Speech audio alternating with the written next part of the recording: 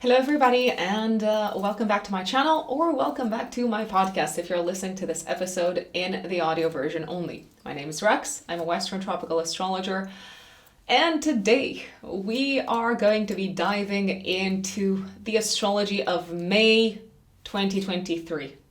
What a month! What a month, folks. Get ready.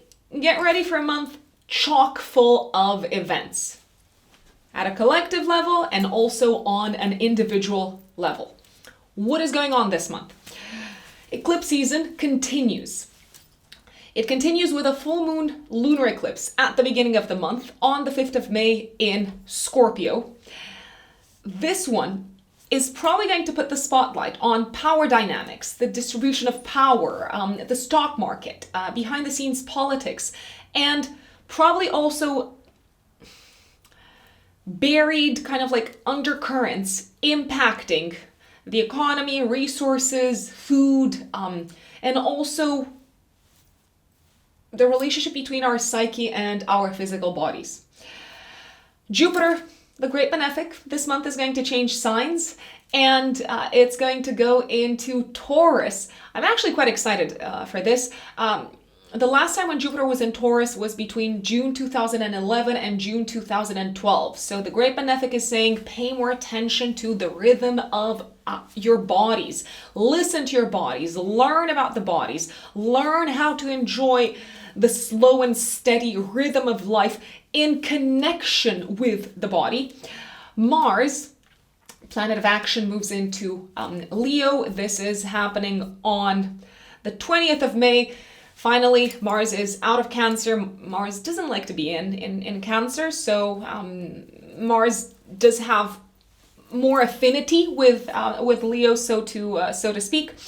However, the second part of the month with Mars in Leo is going to be absolutely explosive. And especially at a collective level with Mars squaring Pluto and also squaring Jupiter and the nodal axis. So Mars is going to very, very strongly activate these themes of power, power to the people, fights for power, fights between large groups of people.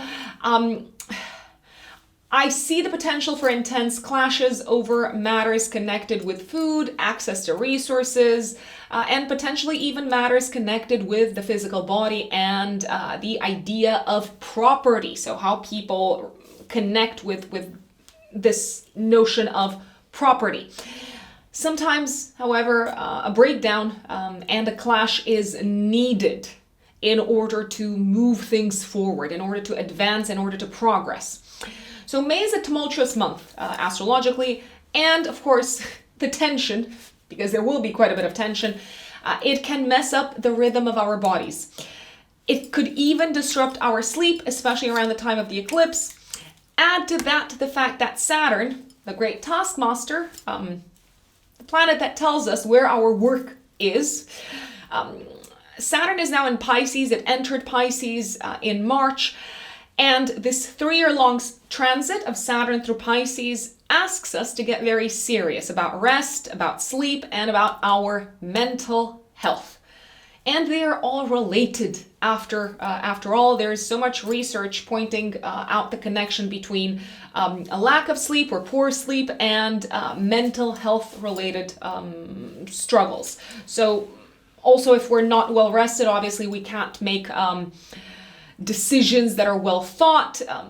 We may act from a more kind of like fight or flight perspective. So sleep is absolutely essential for our well-being from so many different standpoints.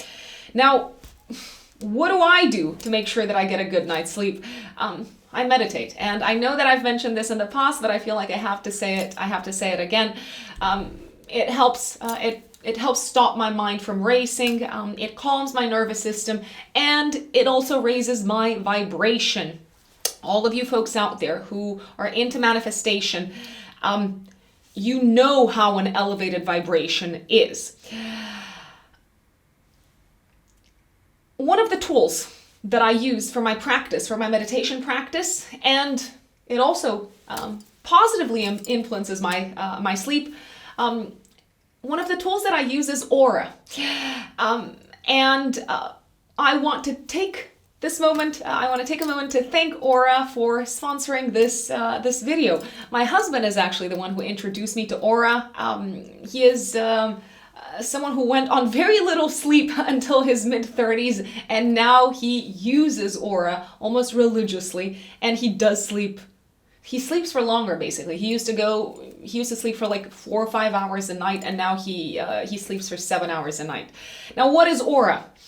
Aura is a new mindfulness and sleep app that won the Best of Apple award, and it's used by over 7 million people.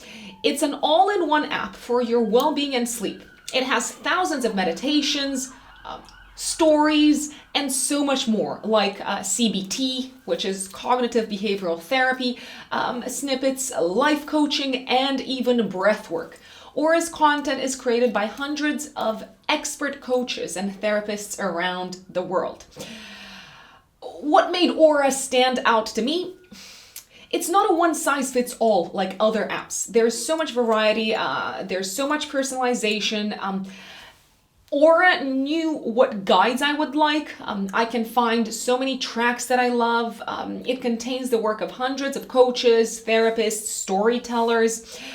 My personal favorites on the Aura app are the guided morning and, of course, the guided evening meditations.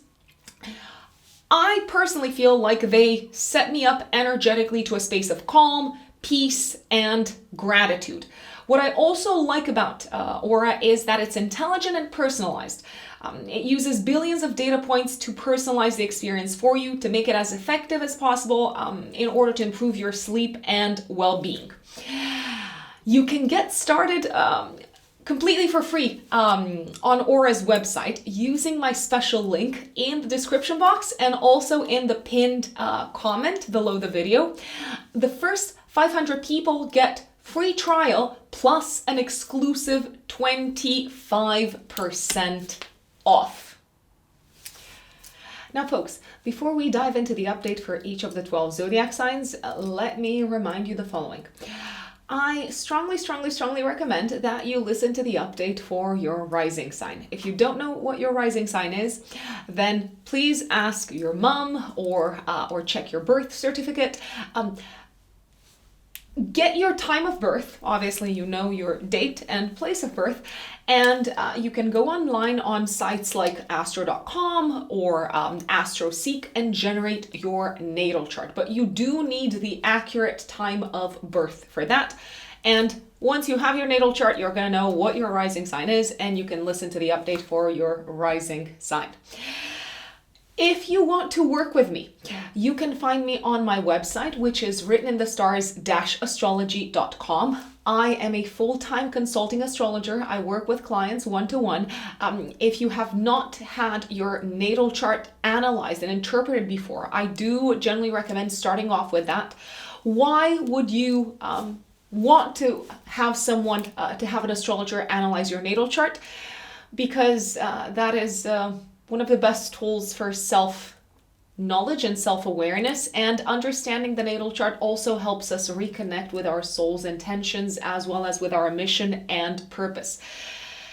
It's, I want to say,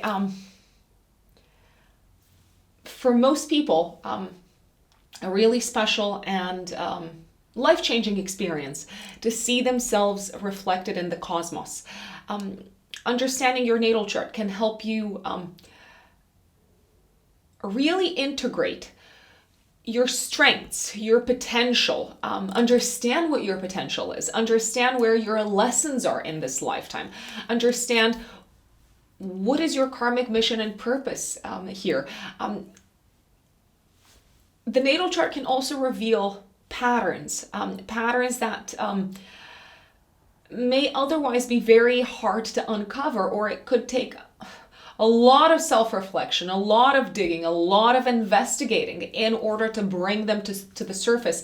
And I think it was Carl Jung that said, until you make the subconscious conscious, it will direct your life and you will call it fate. So having someone interpret your natal chart can bring a lot of the material that exists in your subconscious to the surface.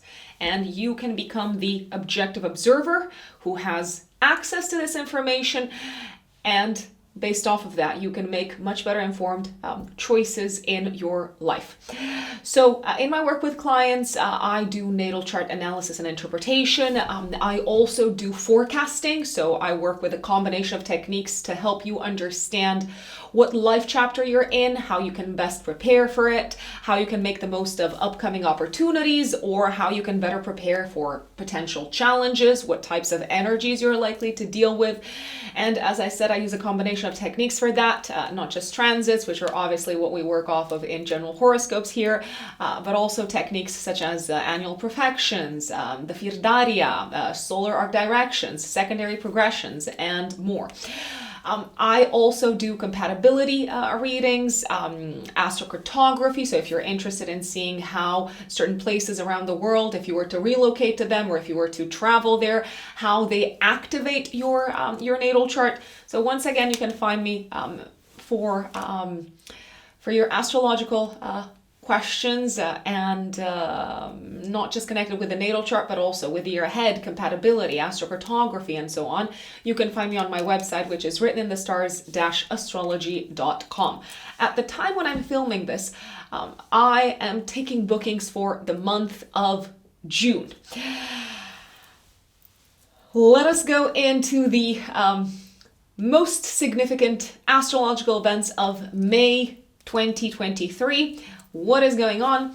So on the 1st of May, Pluto is going to go retrograde until the 10th of October. Pluto is obviously a very, very slow moving planet. So because it's a slow moving planet and also a transpersonal planet, you are less likely to feel the retrograde unless Pluto activates, Pluto triggers one of your personal planets or angles. The personal planets are the Sun, the Moon, Mercury, Venus, Mars, and the angles are obviously the ascendant, descendant axis and the midheaven IC axis. Pluto going retrograde is more significant, I dare say, at a collective level. We are starting to kind of like put the brakes on some of the technological advancements, on some of the developments that have started to take place within society ever since Pluto went into Aquarius at the end of March. On the 4th of May, Venus squares Neptune. Venus in Gemini squares Neptune in Pisces. This makes me think of sweet talk but no substance, disillusionment in love possibly, or lovers lying to each other. So careful not to fall for an illusion around this time. On the 5th of May, we obviously have a full moon lunar eclipse in Scorpio at 14 degrees 57 minutes of Scorpio. Those of you who have fixed planets or angles in the natal chart around 14-15 degrees of obviously fixed signs, Scorpio, Taurus, Aquarius, Leo, are likely to feel this eclipse the most. Look back at what was going on in your life last year in 2022, from the last week of August until the 10th of September. This is when the nodal axis reached the degree of the eclipse, which is happening now in May. And also look back at the eclipse that took place on the 25th of October last year, because that was a solar eclipse in Scorpio, and now we have a lunar eclipse in Scorpio. So things are kind of like coming full circle. Mars, the dispositor of the eclipse, is very nicely aspected to both Uranus and Neptune. So really harmonious aspects from two major players in the sky, two transpersonal planets.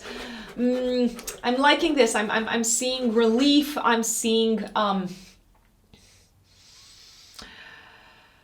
a sense of solutions coming up that are very close to people's ideals. I'm seeing the energy of saving something and of forgiving something also, and of surrender and soothing things and releasing maybe pent up anger and releasing frustrations.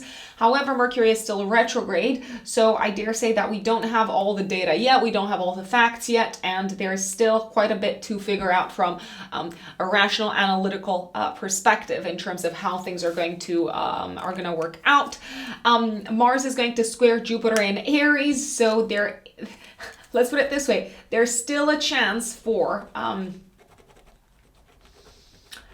impulses to take over and for us to be a little bit more rash than we should be, or than it serves us to be, I dare say. 7th of May until the 5th of June, Venus transits through Cancer, so at a collective level we are likely to enjoy maybe spending time with family, reconnecting with roots and the past. 9th of May, the Sun conjuncts Uranus in Taurus, probably an important day at a collective level for the economy, maybe some important news from an economical, from a finances and economy perspective. 13th of May, Venus trines Saturn in Pisces. This is what I see as solid, enduring love and enduring connections and partnerships. Middle of May, Mercury goes direct in Taurus on the 15th of May. Finally, Mercury goes direct after 3 weeks of retrograde. And Mars will trine Neptune in Pisces. So kind of like the energy of fighting and winning at defending something or protecting something that is very close to our ideals, or a portion of society, or defending and protecting a portion of society that feels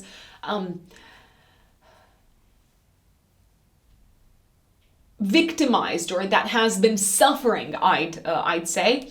16th of May until the last week of May of 2024, Jupiter goes into Taurus. And of course, Jupiter has not been in Taurus since 2012. Jupiter takes 12 years to go full circle around the zodiac. Do I believe that things are likely to become a little bit more stable with Jupiter in Taurus from an economical perspective? Yes. Yes, I do believe that, but we'll see. Jupiter will square Pluto in Aquarius from the 17th until the 21st of May. Jupiter-Pluto aspects are generally associated with wealth and significant abundance and big kind of like riches, but because it's a tense aspect, I dare say that there could be certain, let's say, countries or states that access buried resources, but then they feel like very reluctant to share them with others. So there could be a tendency to hide or to bury or to try to like shield resources, resources that could be a source of great wealth, folks. New Moon in Taurus on the 19th of May, also active 3 days before, 3 days after, very nicely aspected to Mars and Neptune once again. New initiatives connected with food, resources, and maybe even the physical body, possibly new laws in this direction also. Mars goes into Leo on the 20th of May until the 10th of July, and on the 21st of May, it will oppose Pluto in Aquarius, so big kind of like power clashes and fighting incredibly intense fights between groups of people and maybe the elites or those in power. So the intensification of battles, maybe even like to the point of like life or death, is possible around this time. The Sun on the 21st of May is going to go into Gemini and trine Pluto in Aquarius. I dare say that there will be groups of people that are very happy with the results of certain fights and of certain battles. There seems to be also kind of like a sense of like celebration around news connected with certain maybe battles that have been won, I'd say. 23rd of May, Mars will square Jupiter in Taurus, fighting for our beliefs, defending our belief system, and defending a source of great abundance, very possibly at a collective level. 25th of May, Mars squares the nodal axis. Mars is at the bendings, as they say. It may feel like collectively we're a little bit stuck. We're a little bit stuck in between what needs to be released and what needs to be built in order to strengthen foundations from a financial and resources perspective. And 27th of May, Jupiter will conjunct the North Node in Taurus. The North Node is considered to emphasize the strength, the power of a benefic. So this is probably quite a lucky day to circle in your calendars, I dare say. And 28th of May, the Sun will square Saturn in Pisces, an illumination of failures and of what we have not been doing well enough collectively to help those who can't help themselves, or to help maybe, or to protect certain aspects of the planet or of the world that have been giving us too much. So I'm thinking of nature, I'm thinking of the oceans. We might realize that we haven't done enough. And obviously, I suppose that's almost a little bit of a cliche to say. There could be news that reminds us all of how we are supposed to do better to protect what has given us a lot and has therefore reached a point of imbalance, I'd say. Now let us dive into the update for each of the 12 zodiac signs. My dear Aries, Aries suns and Aries risings, what does May 2023 have in store for you? A lot is going on this month, Aries, in your financial life, astrologically speaking. The full moon lunar eclipse coming up on the 5th of May is activating your financial axis. Mercury is retrograde until the middle of the month in your second house of income. So I'm referring mostly, as you folks know, to Aries risings. And last but not least, Jupiter is going to enter for the first time in 12 years. It's going to enter your second house of income, middle of May. To be very precise, on the 16th of May until the last week of May of 2024. This is a very, very, very important event. It's actually the astrological event that I'm the most excited for you about this month, my dear Aries. But let me not get ahead of myself. I'm going to take a little bit of a step back and walk you through the most important events of this month. So let's talk about the Mercury retrograde. Mercury, which is the messenger planet, the planet of communications, the planet of learning, the planet that rules transportation.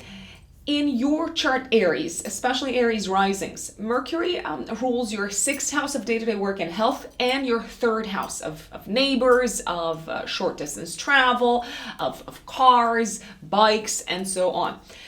So with Mercury retrograde in your 2nd house of income until the middle of the month, until the 15th of May, you are likely to experience still, I want to say some challenges or some delays when it comes to moving forward with your goals and with your plans that involve maybe payment or expenses from a work-related perspective, but also from the perspective of short distance traveling and transportation. So let me give you an example. If you were expecting to sell your car, let's put it this way.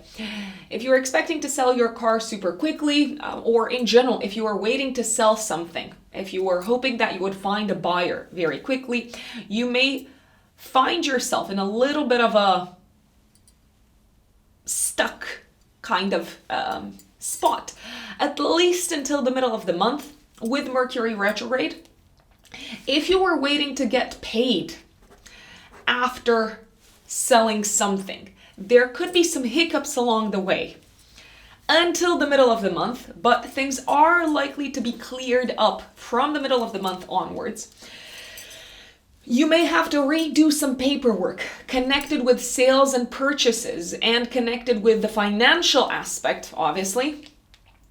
With Mercury retrograde in this part of your chart, you may have to pay once again for some repairs, for your car or for your preferred mode of transportation until the middle of the month, I strongly, strongly advise against purchasing a car or a bike or any vehicle, let's put it this way, with Mercury retrograde. Because Mercury is actually the ruler of your third house of transportation, and you may end up paying more on fixing the car or on fixing the bike or something like that than you thought you would. Or you might just have to like take it back and say, I need to get a new one. But do you want the hassle? Probably not. Things are likely to get a little bit lost in translation, especially when it comes to conversations around money and finances. So if you are in the middle of, let's say, negotiating a contract at work or negotiating a deal or a raise or something like that, it may feel like you're not exactly on the same page, or it may feel like there's a lot of back and forth and possibly some misinterpretation and misunderstanding happening. Until the middle of the month, are you likely to have some old clients reach back to you until the middle of the month and say, hey, we've got just the right project for you, and it's going to pay super well also. With Mercury retrograde, it is possible that people that you worked with in the past could reach out to you, or you may feel inspired to reach out to them. And if that is the case, then I can only recommend that you go ahead and do so, because that is a beautiful way of making use of the retrograde energy. I would keep an eye on expenses in general until the middle of the month. I would keep an eye on your bank account, on your credit cards. Just make sure that you're not charged extra. Just make sure that you're not falling prey to Mercury the trickster. Let's put it this way. And if you have been postponing spending some money for your health, if you know that you were due to get some blood tests, blood work done, if you know that you're supposed to go to the dentist or something like that, I dare say that until the middle of the month, you are probably going to find that you may have to spend that money after all. So my recommendation is go ahead and schedule yourself book yourself in for that checkup, for that medical checkup. From the middle of the month onwards, 15th of May onwards, Mercury goes direct, and things are likely to fall into place and to go a lot smoother when it comes to financial conversations, financial negotiations, and even negotiations with people at work. Now, obviously a big event of this month is the eclipse.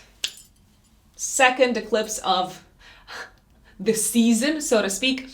5th of May, it's active also a week before, a week after. It is happening in your 8th house of shared assets, shared resources, other people's money, investments, inheritance, loans, and so on. It is activating your entire financial axis, so also your 2nd house of income, not just your 8th house of shared assets and other people's money.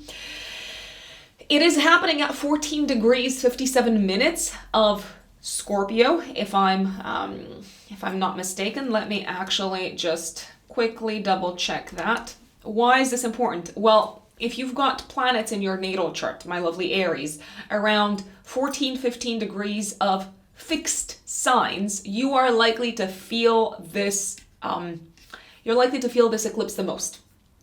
So if you've got planets or even angles, the ascendant, the midheaven around 14, 15 degrees of fixed signs, which are Scorpio, Taurus, Leo, Aquarius, this eclipse is saying, hello, pay attention to me. Yes, that is correct. The eclipse is happening at 14 degrees, 57 minutes of Scorpio. I did not want to give you some wrong numbers here, hence why I thought it would be best to double check. My recommendation for you, my dear Aries, first and foremost, because it's a lunar eclipse, something is completing, something is culminating, and there is a high chance that something is coming to a close in your life. You are hitting a big milestone moment in your financial life, in your financial sector.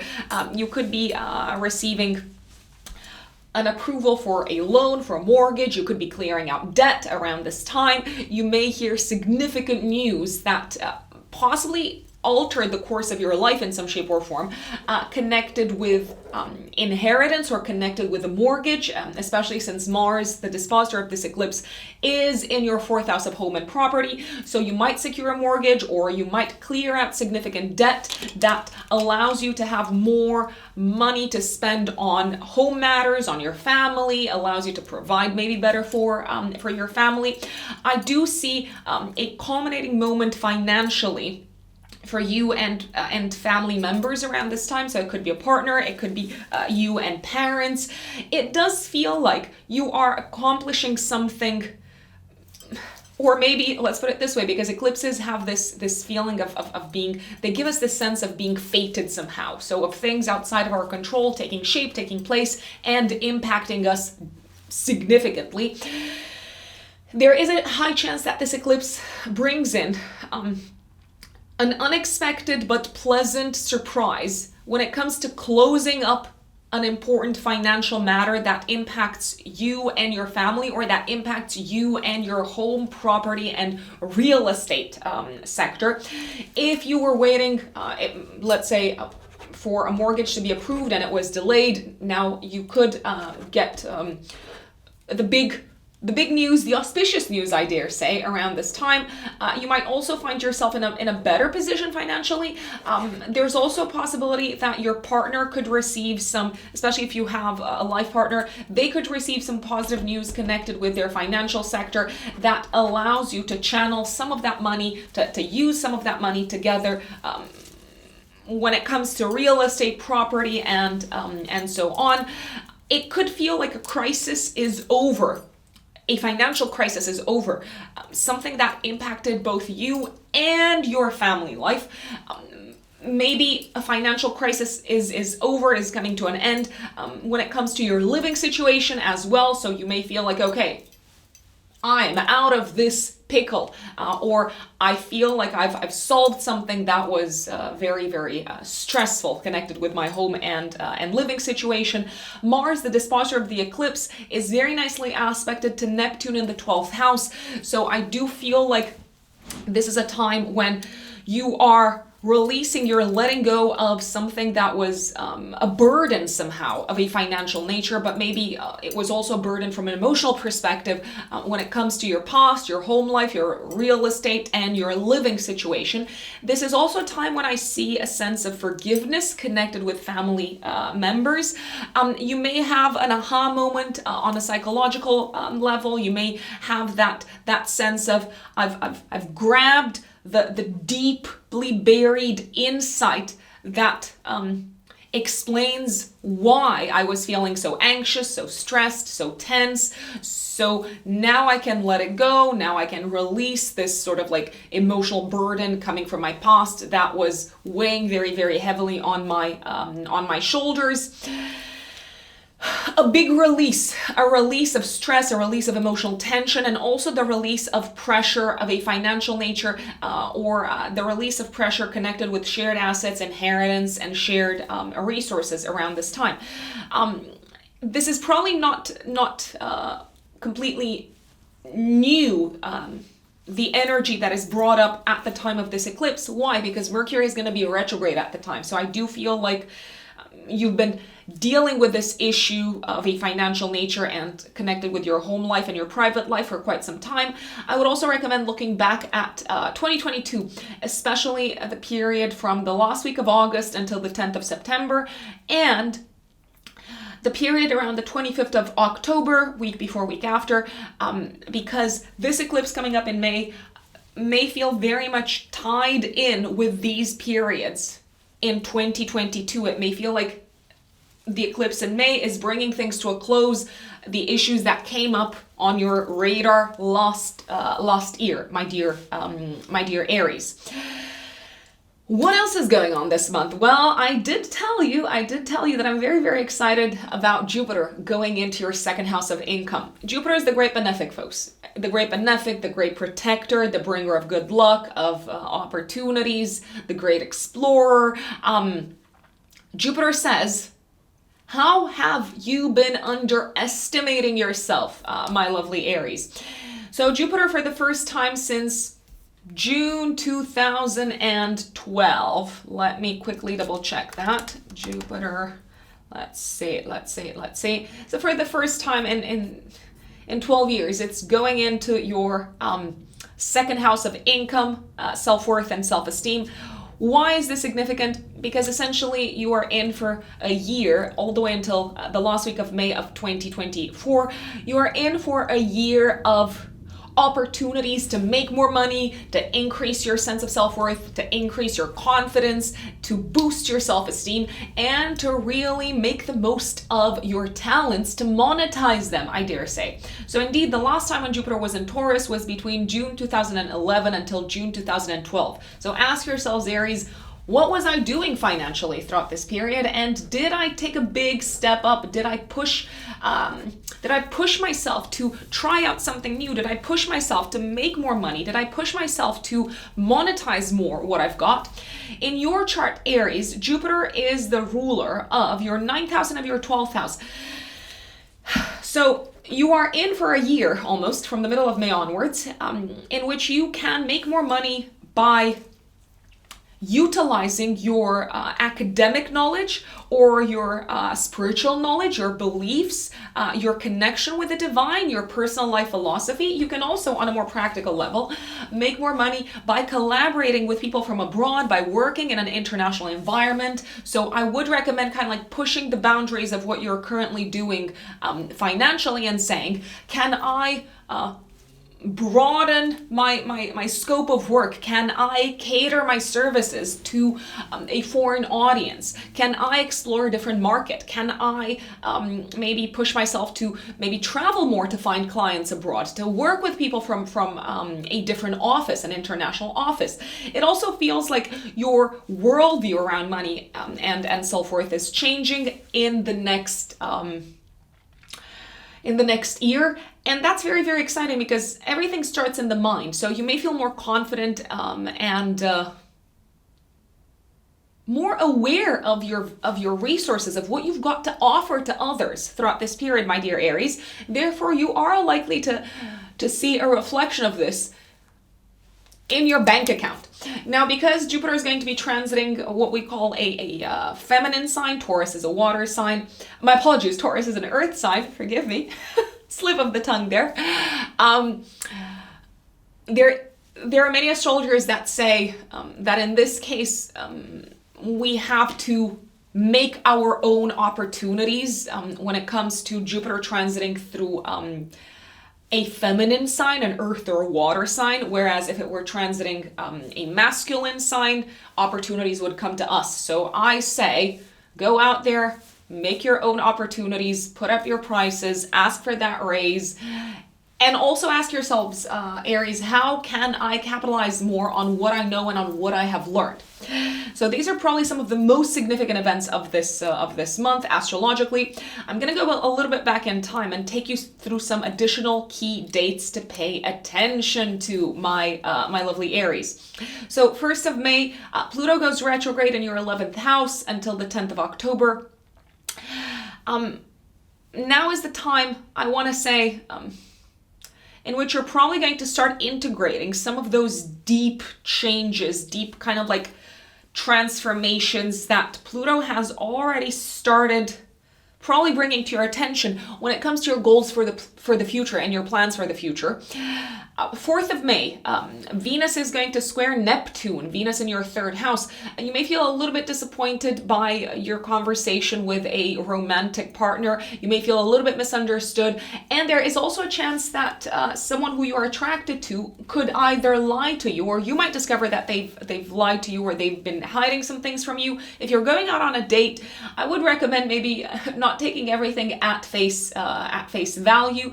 This could also be a day when you're not necessarily feeling very optimistic about your relationship sector, but my recommendation is not to wallow too much in that feeling, if I can put it this way, because it's only an aspect that is going to last for one day. 7th of May until the 5th of June, Venus transits your 4th house of home and family and living situation. A beautiful time to host people at home, to reconnect with family members, also, I want to say, spend some of your hard-earned cash on beautifying the home, especially if this is something that you have been postponing. If you've been wanting to buy, I don't know, to buy that beautiful rug, to paint your walls. Venus is kind of like bringing that extra dose of like great taste into the home, my lovely Aries. So I am liking this transit a lot. You may also enjoy spending more time at home with a partner, I want to say, throughout this period until the 5th of June. 9th of May, the Sun will conjunct Uranus and Taurus in your 2nd house, possibly a little bit of an unexpected expense, but it could be an unexpected expense connected with the fact that you may be having some fun, you might be going out, or an unexpected expense connected with your children if you have kids, Aries. 13th of May, Venus is trining Saturn. I love this. It feels like you are settling into a more comfortable, peaceful, enjoyable space at home. It also feels like a relationship with a family member or a partner is being strengthened and solidified, and you reach that sense of like peace and also harmony, and I want to say even forgiveness. This could also be a time when you build something at home with a lot of good taste, I wanna say. So maybe you're kind of like redecorating, and this day feels like a day of inspiration when you put your inspiration into practice at home.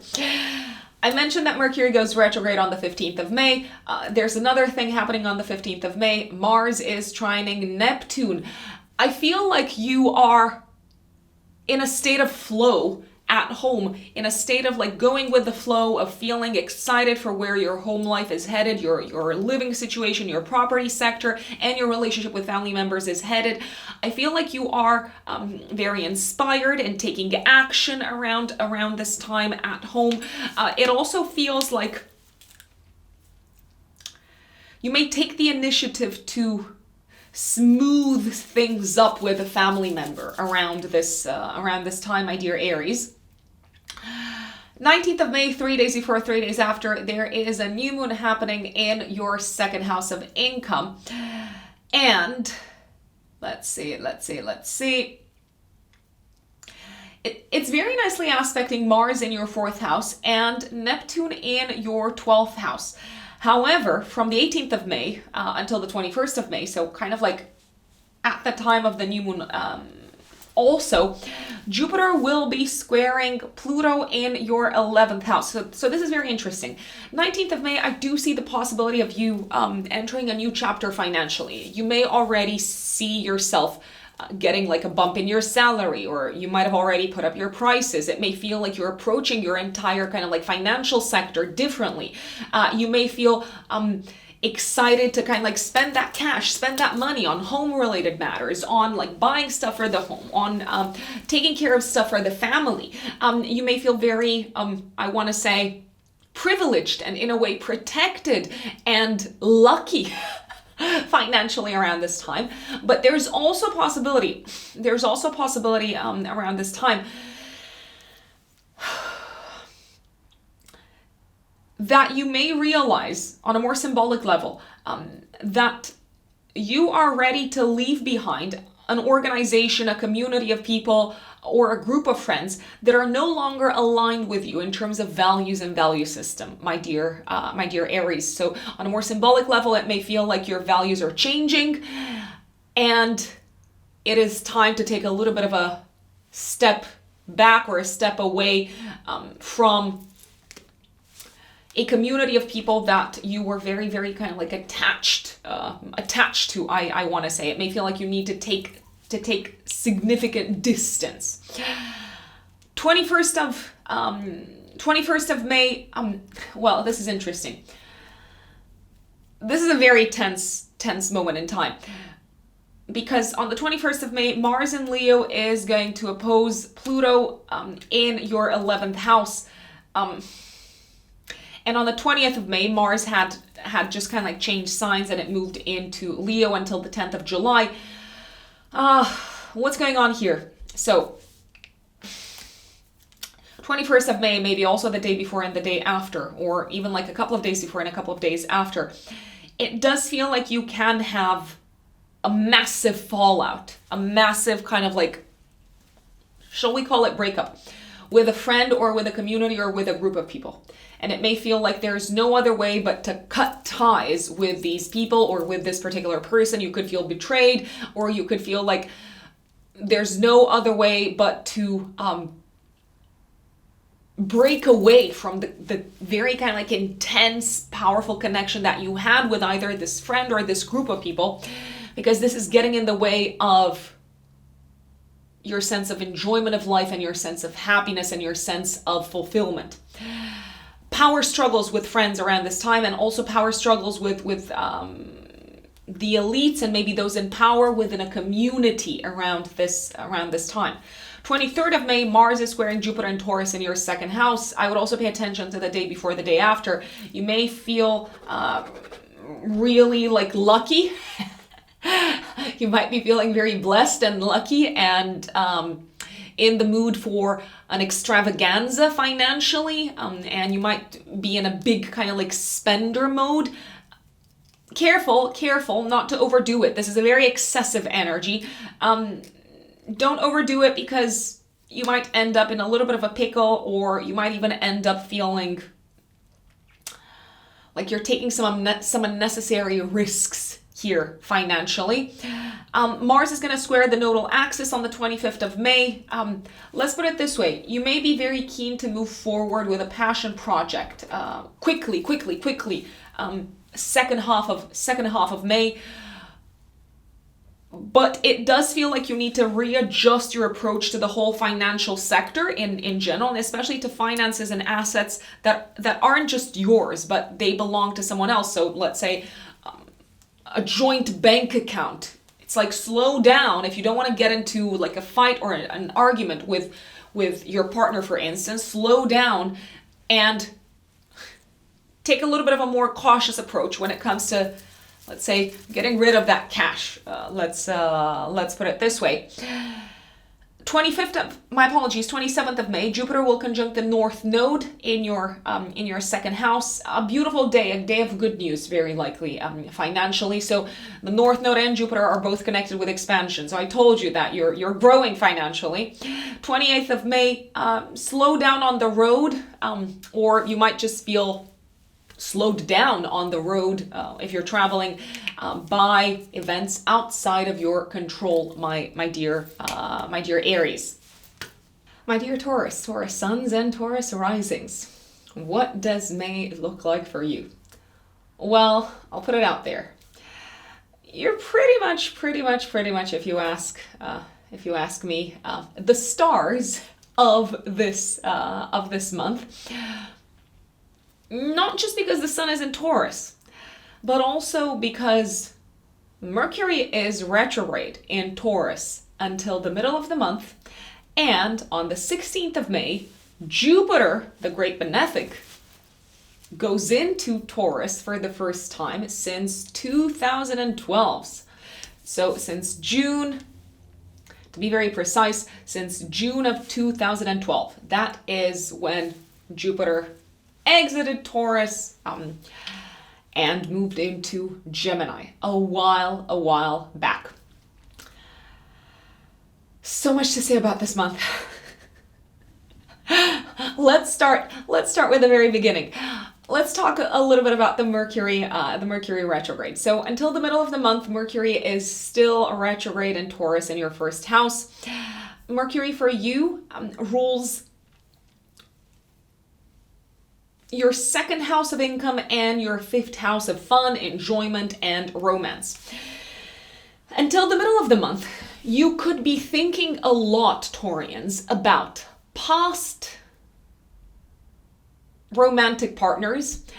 You could be reevaluating, reanalyzing your romantic life, you could be reevaluating what actually brings you joy and fulfillment. You could reevaluate and do a lot of looking inwards, internal analysis of your passions and hobbies, what gets you out of bed in the morning. You could also think a lot about past creative projects and past projects, activities, and maybe even people that brought you pleasure and enjoyment. Now, I'll put it this way. You know me, I'm like your internet mom, or at least that's what I like to call myself. It's good generally to reevaluate or to do a little bit of like introspection, to do a post-mortem, so to speak, of the past, because that's how we learn, by reflecting on the past. But is it necessarily a great idea to bring the past back into your life? I'm not saying that it isn't, and obviously you have free will. But please keep in mind that once the Mercury retrograde is over, you might change your mind once again. So let's say you reminisce about a previous romantic relationship and you're like, maybe it's a great idea to check in on this person and to catch up and to maybe even have a date. And maybe you're going to get some closure, or maybe you're going to find that you do actually have a lot to talk about still. You've got a lot in common. Is it a great idea to say, let's do this again? Maybe, maybe not. But I would recommend waiting until at least the retrograde is over to take a final decision. That's my recommendation, Taurians.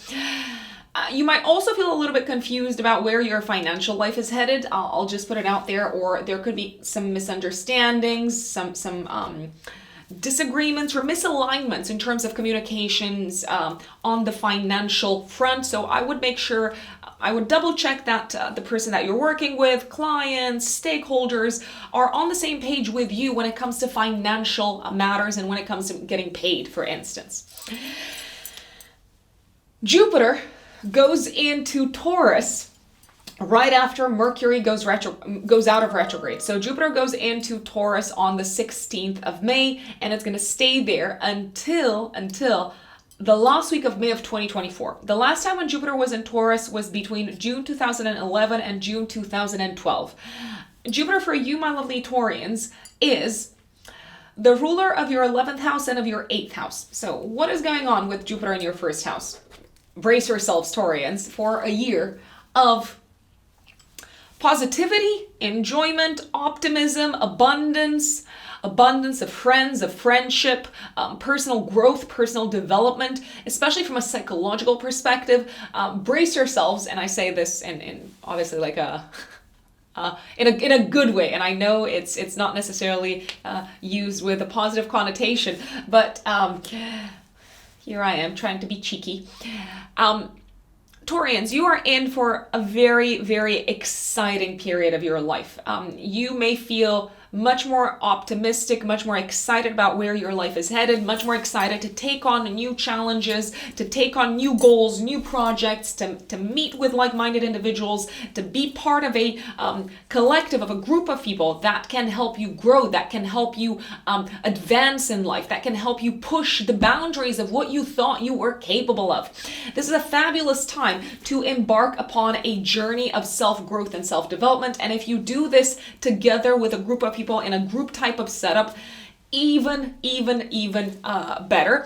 You might also be feeling a lot more confident in who you are, in your life, and you may feel like you are drawing a lot of knowledge and wisdom for the year ahead from previous crises, Taurians. You might also feel called, if you haven't been doing this up until this point, Taurus, you might feel called to start learning a lot in the next year, to start growing and developing. When it comes to investments and when it comes to increasing your level of abundance and prosperity through other people's resources, Taurians. It is a very, very, very exciting time.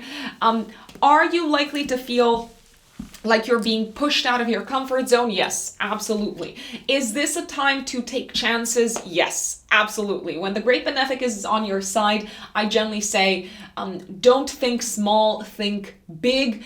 And now is the time to become more than who you thought you could become, my dear Taurians. Even if that means facing some of your fears, which is probably something that you are going to do. I'm going to go a little bit back in time and start from the very beginning of the month and take you through the most important events.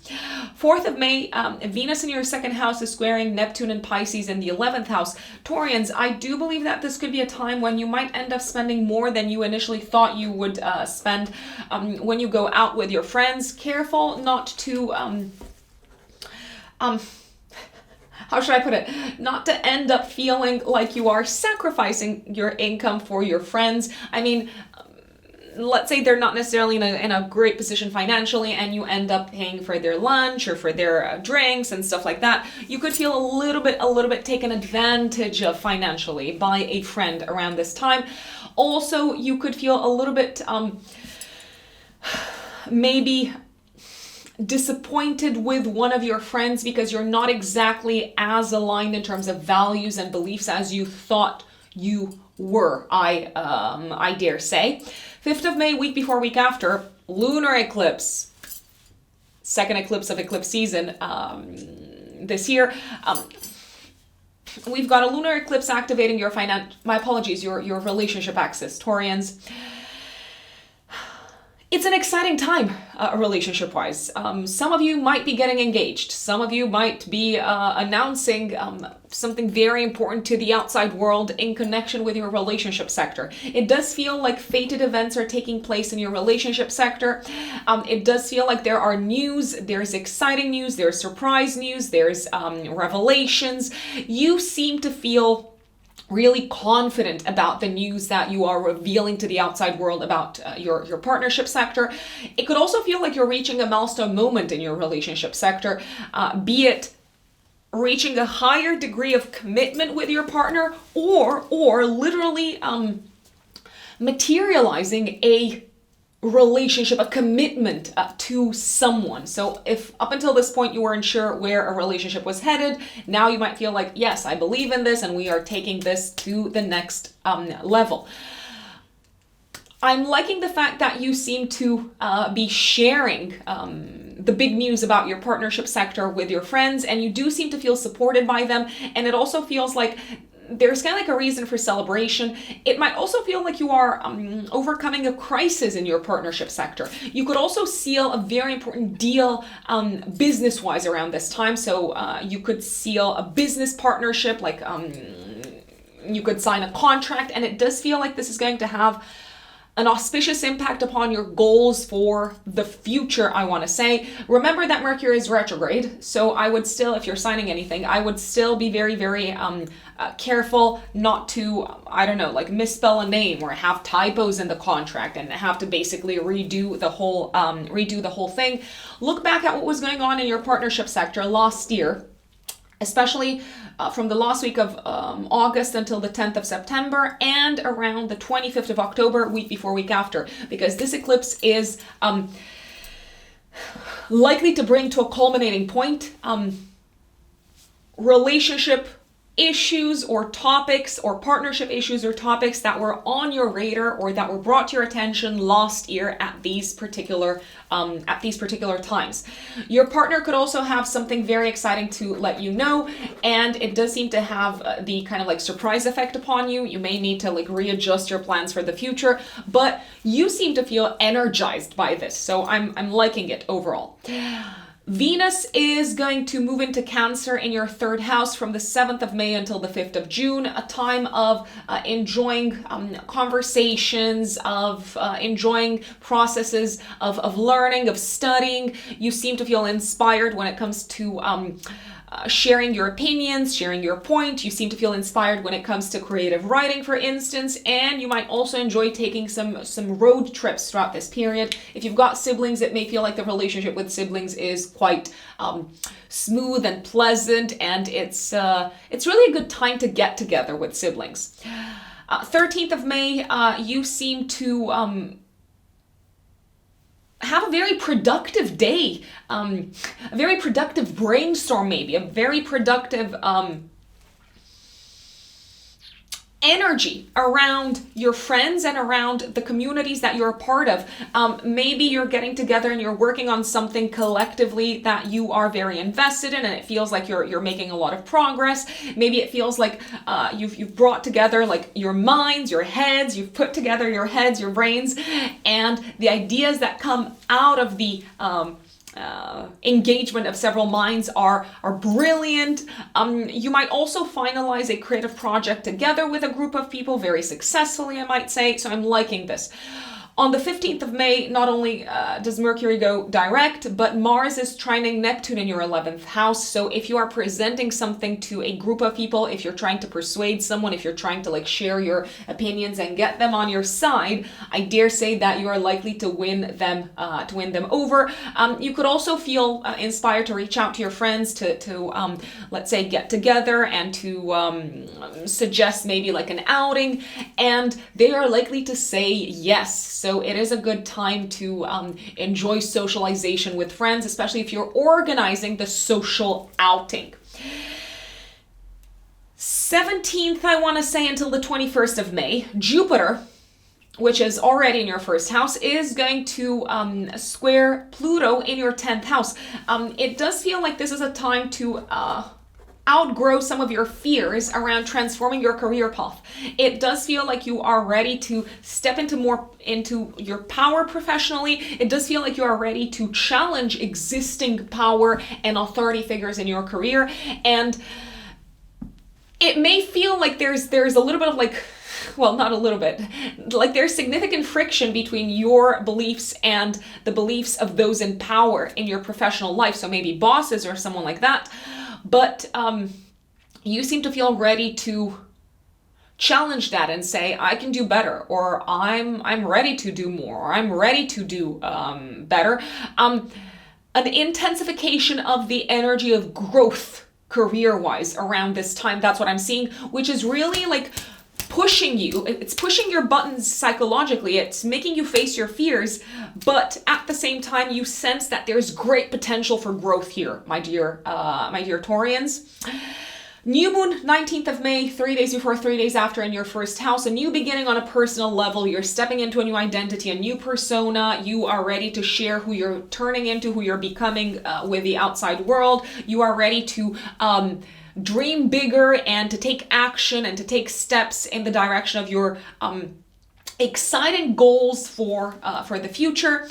From the 20th of May until the 10th of July, Mars goes into Leo in your 4th house. This can be a little bit challenging it can be a challenging period in terms of conflicts with family members, possibly.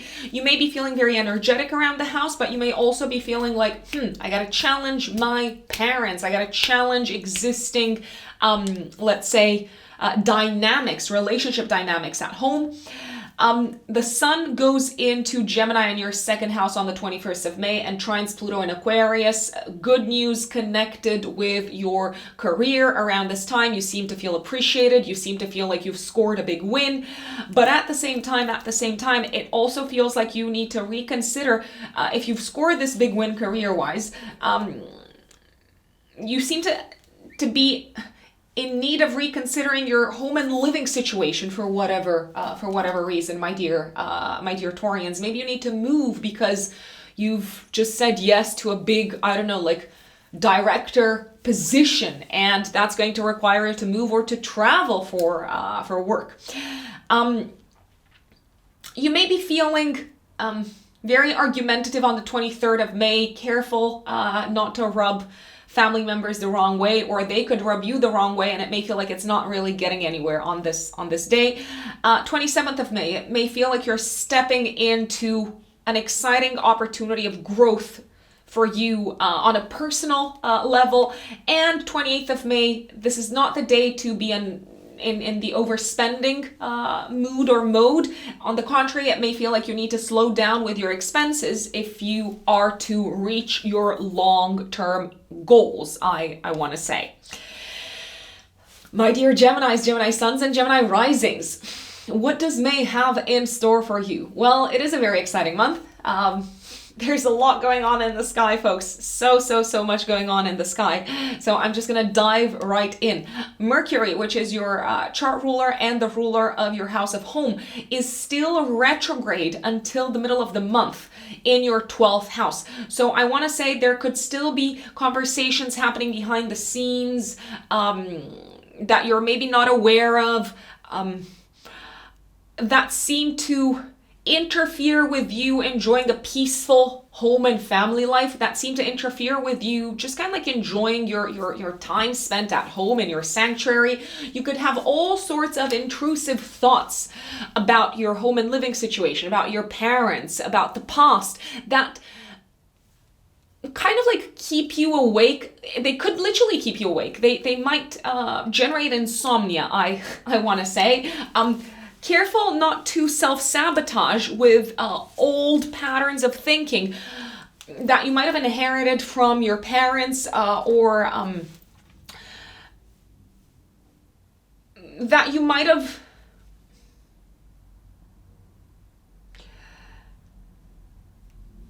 let's say accepted as a reason to hold yourself back from saying what you have to say, from doing what you want to do, from stepping into your authentic self. So there is a little bit of a challenge here around self-sabotage, and especially thoughts that can lead to self-sabotage that you could be dealing with, especially Gemini risings, until the middle of the month. My big recommendation is to write down what you think about throughout this period. Journal, write things down, and then reflect upon these thoughts, these opinions, and ask yourselves, Geminis, is this a fact or is this an opinion? Is this the way I think, or is this the way my parents think? And I've just kind of like absorbed that from them, and that's the reason why I'm holding myself back. That would be my big recommendation, Geminis. Another significant event happening this month in May. Jupiter goes into your 12th house all the way from the 16th of May all the way until the last week of May of 2024. Probably one of the most important events of this month astrologically, and actually of this year, because Jupiter is one of the slow-moving planets. It's one of the theme generators in our life, if we can call them this way. Jupiter has not been in Taurus in your 12th house, Geminis, since June 2012. So the last time when it was transiting Taurus was between June 2011 until June 2012. And Jupiter for you rules your 7th house of relationships and your 10th house of career. Geminis, it is time to be very honest with yourselves. Even if it's not an easy thing, even if there's a lot of fear around that, from the middle of May until the last week of May of 2024, it's time to really be honest with yourself, Geminis, and ask yourselves, what do I need to let go of in terms of beliefs, life philosophies, ways of thinking, ways of finding meaning? What beliefs do I need to release, to surrender, and to let go of when it comes to my relationship sector and when it comes to my career, I'd say. It may feel like you are, in a way, more kind of like positive and optimistic about letting go of certain aspects of your relationship sector and letting go of certain aspects of your professional life throughout this period. It might just feel like it makes sense to do this. It might also feel like you are learning a lot in almost like a behind the scenes type of setup. You're gaining a lot of knowledge and wisdom and understanding of patterns that have been a cause of sabotage, or patterns that have been holding you back from fulfilling your full potential in your professional life and also in your relationship sector, I'd say. I want to say that this period with Jupiter transiting your 12th house is also a time when it may feel like you grow a lot. You are growing and developing. There's a lot of opportunity to grow and to develop from a spiritual perspective, and from the perspective of connecting with something beyond the 3D material reality.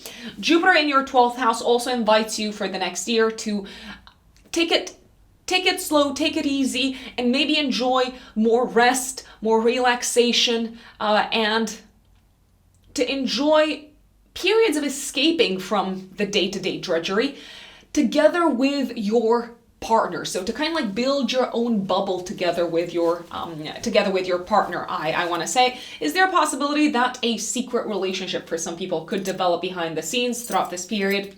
Very possibly, very possibly. This is a great time to really be open, Geminis, to insights that might come to you. So from the middle of May until the last week of May of 2024, be open to insights that come to you through your dreams, through your meditations, when you're not actively kind of like doing something intellectual, maybe when you are chilling in the bathtub, or maybe when you are gardening or spending time in nature, because these insights could be invaluable when it comes to both the evolution of your professional life, but also the evolution of your relationship sector. Now, let me go a little bit back in time. So, 4th of May, Venus is squaring Neptune. I do believe you may feel a little bit underappreciated on this day by someone in a position of power, maybe by a boss. You could also feel a little bit disappointed with a boss or with a figure of authority because they haven't risen up to your ideal when it comes to how you expected them to act, I want to say. Careful, very, very careful not to maybe take at face value what bosses say on this day, so that you don't end up disappointed. You could also feel that they're being very ambiguous in some shape or form, or maybe they're hiding something from you. So I would take things with a little bit of a pinch of salt from bosses. 5th of May, week before, week after, a full moon lunar eclipse activating your axis of work and service. I do believe that a lot of Geminis, especially Gemini risings, could wrap up a job around this time. You could release an old job, you could release an old workplace and say, this is it, I am done, I'm letting go of this. It could also feel like you are wrapping up a very important project work-wise, but it feels like a milestone moment in your work life. It feels like more than just, yeah, this is it. I'm like delivering the project to the client and it's done. No, it almost feels like this is kind of like a turning point for you work-wise. Maybe you're realizing that you no longer want to do what you have been doing so far work-wise. People could leave. Your team could be restructured around this time. I do believe that you're in for some nice surprises work-wise as well, especially from a financial perspective. Maybe there's like an unexpected opportunity coming up work-wise that leaves you in a better position financially. It may feel like this is the time to really release the existing work circumstances that you've been in, because there's better things to aspire to career-wise, because the dispositor of the eclipse is very nicely aspected to Neptune. So there's a feeling of releasing and letting go and going with the flow in the direction of something closer to your ideals work-wise. This could also be a time of healing health-wise, I want to say, Geminis. Maybe when you feel like you are discovering what has been sabotaging your health. 7th of May until the 5th of June, Venus transits Cancer in your second house of income. You may attract more money, more abundance throughout this period, and you could also feel inspired to spend more money on things that bring you joy, that bring you pleasure, and maybe also on on romantic, affairs. So maybe taking your partner out for a date, or you could feel very generous with your children throughout this period.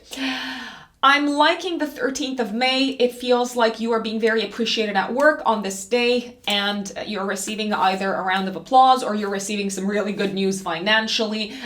You could feel like a boss appreciates your creative input also.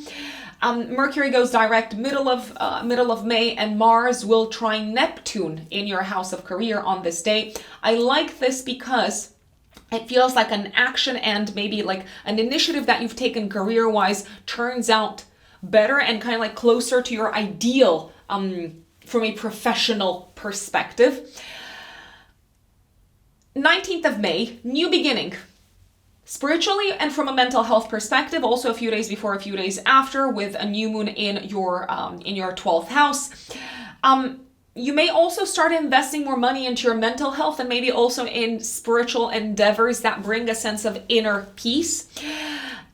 17th of May until the 21st of May, Jupiter squares Pluto in the 9th house. I do believe that this is a time when you may feel like existing belief systems are radically challenged, and you might feel ready to start walking away and letting go of an existing spiritual path, an existing religion, an existing faith that you might have adhered to.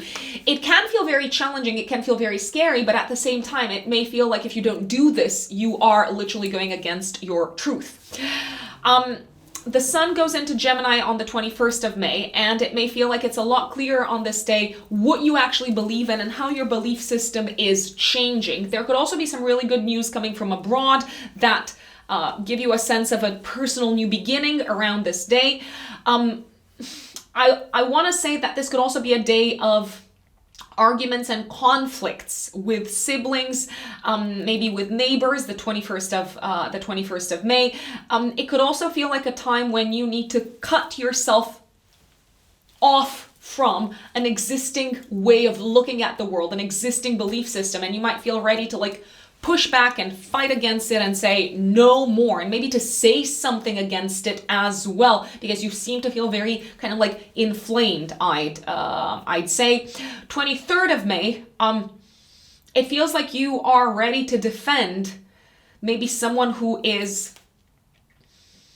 feels weaker than you. You're ready to like speak about someone's plight and suffering, even if that plight and suffering is quite maybe unseen, or it's not being paid that much attention to by society. My dear Geminis, take it slow, take it easy on the 28th of May, because you could be feeling a little bit tired and a little bit drained of energy in a professional setup. This could also feel like a day when you're not necessarily making a lot of progress professionally, but remember, it is only temporary, Geminis. My dear Cancerians, Cancer suns and Cancer risings like yours truly over here. What does May look like for us? Such an eventful month, folks. I kid you not. May is when things go down.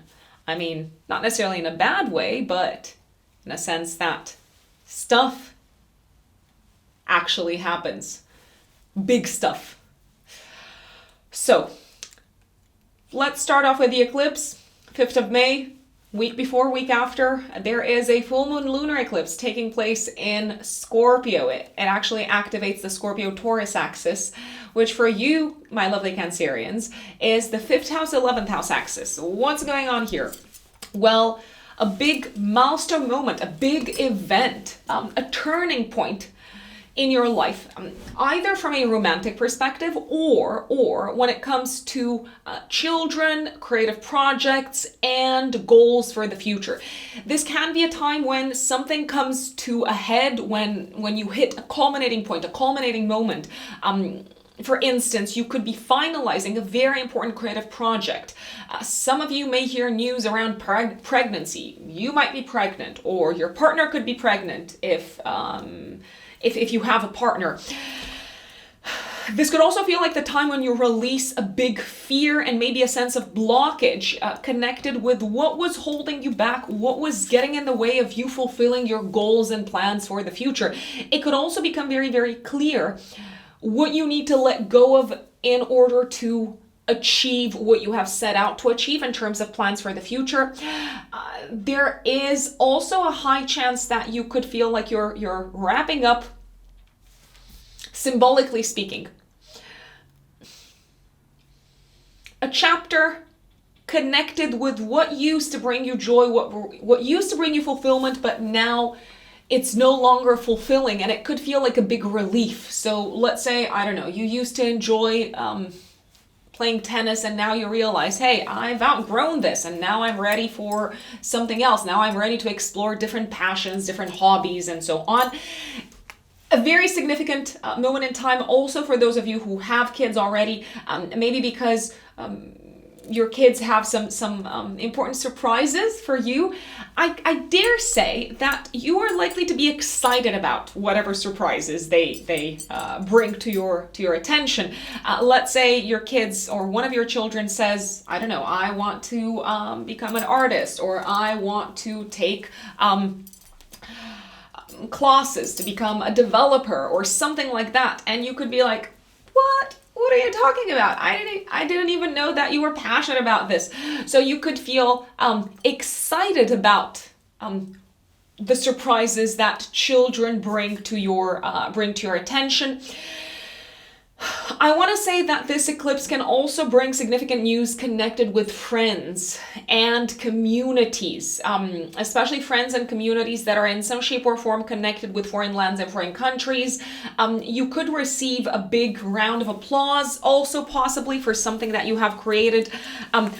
You could receive a big round of applause, maybe like an acknowledgement from a very important community or organization in your field. You could also travel around this time, or you might make plans to travel because there is a big event happening in the life of a friend, and you want to be there for them, and you seem to be very happy about what's going on in their life.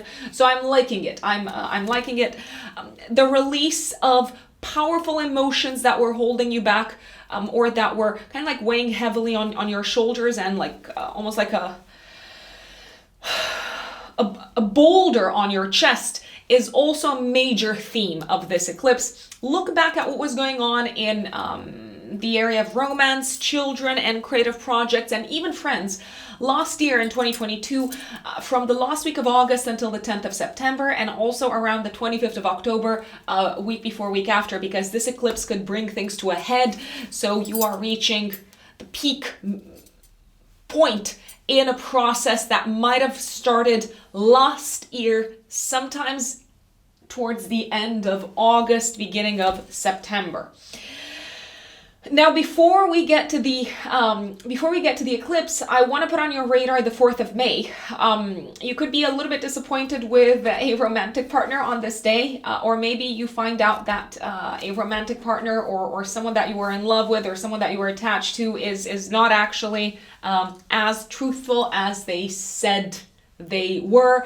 You could also feel a little bit disappointed if you're traveling around this time, maybe with something that you had hyped up in your head. So let's say you wanted to visit a certain museum and you were like, yes, I can't wait. And you get there and it's like, it might feel a little bit flat.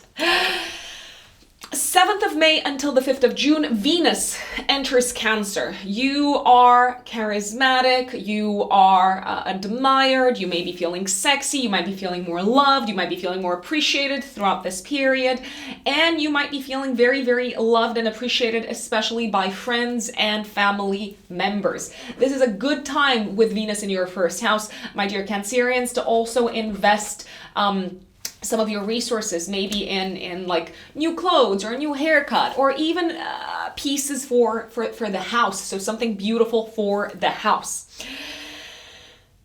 9th of May, the Sun conjunct Uranus in your 11th house. I would call this day a day of sudden, unexpected news coming from friends. That's what may come up around this time. Middle of May, 15th of May, Mercury goes direct in your 11th house of friends and friendships. Mercury is also the ruler of your 3rd house of communication. So it does feel like you are once again on the same page when it comes to talking to people, connecting with friends. It no longer feels like, oh, I need to explain myself 5 times, or I need to double check that they got the right message. It could also feel like you've got more mental clarity in terms of your goals for the future from the middle of May onwards, my lovely Cancerians. Before we get to the middle of May, I want you to circle in your calendars, if you can, the 13th of May. Some good news connected with a legal matter, or a matter that has to do with academia, visas, long distance travel, foreign lands and foreign countries. Someone is delivering some good news, or you may feel like the work that you've put into a matter of this nature, so of an academic nature or of a legal nature. So the effort that you've put in this direction is paying off. I like it. Middle of May, 16th of May. All the way until the last week of May of 2024. Folks, this is big, Cancerians. Obviously, I'm most likely going to do a separate video for this. Jupiter, the great benefic, goes into your 11th house. Jupiter has not been in your 11th house of goals and plans for the future and friendships since, let's see, June 2012. So the last time when it was transiting this part of your chart was between June 2011 until June 2012, dear Cancerians. So have a think about how, roughly 12 years ago, the people that you connected with impacted in a positive way your work, but also your health. So Cancerians, you are entering a very exciting chapter of what I like to call dream big times. The 11th house is the house of goals for the future. Now is the time to push the boundaries of what you thought was possible in terms of your goals. Now is the time to say, how can I accomplish more, and who do I need to get on my side? Who do I need to connect with? What sort of organizations do I need to join? What sort of communities do I need to be a part of? What sort of communities do I need to serve in order to accomplish these big goals? A period of expansion, a year of growth and abundance when it comes to friendships, when it comes to connecting with like-minded individuals. Your social life is probably going to be on fire, Cancerians. I kid you not. This is it. Brace yourselves. You've got a year ahead of you of being very socially active, and of being socially active also in connection with your work. So you could meet a lot of new people through work, because Jupiter also rules your house of day-to-day work. When you are out and about in the world and you're mingling, you are, attending events, conferences, going to workshops and things like that, you could connect with some very important people that bring you work-related opportunities. Take advantage of this period, a beautiful period socially, but also when it comes to networking, and maybe if you've got an audience, a period to also expand your audience from a work perspective, I want to say. I'm liking it. Now, there is a little bit of a challenging aspect, however, that Jupiter is making right when it goes into Taurus. So from roughly the 17th until the 21st of May, it squares Pluto in your 9th house. My apologies. Pluto is not in your 9th house. Pluto is in your 8th house, dear Cancerians. Let's put it this way. It feels like you have to overcome a little bit of a fear around maybe reaching out to people, joining a community, joining an organization. It feels like you have to overcome a fear or something that has been holding you back from a psychological perspective. If you are to take advantage of this period of growth from a social perspective, this period of opportunities coming your way from groups of people, from friends, from networking, it feels like you really have to get over a deep-rooted fear, maybe of feeling vulnerable, a deep-rooted fear around trusting people, around people having, let's say, ill intentions, or around people having, let's say, hidden intentions, I want to say. It could also feel like you have to think differently from the 17th until the 21st of May, but it's probably something that is going to be felt kind of like on and off for the year ahead. It may feel like you have to think a little bit differently about the area of shared assets, shared resources, taxes, inheritance, and debt if you are to accomplish your long-term goals. You may feel like you need to employ the help of certain people in order to deal with very important, intense, transformative matters connected with the inheritance aspect of your life, connected with the loans, taxes, debts aspect of your life. There could also be news of a legal nature that come up around this time that challenge the way you have approached and dealt so far with the aspect of taxes, loans, debt, and so on. 19th of May, 3 days before, 3 days after, new beginning in terms of goals for the future. And also this could be a time when you make a new friend or when you join an organization, which is likely to have a very, very powerful impact in terms of your plans for the future, in terms of your life direction, including from a career perspective. It feels like these new goals that you're setting for yourself, Cancerians, are very bold, but at the same time you feel intuitively very connected with them. If you are joining a new organization, how should I put it? I would be prepared to face some of your fears around opening up. I want to say to these people, if you are to make the most of your let's say membership in this organization.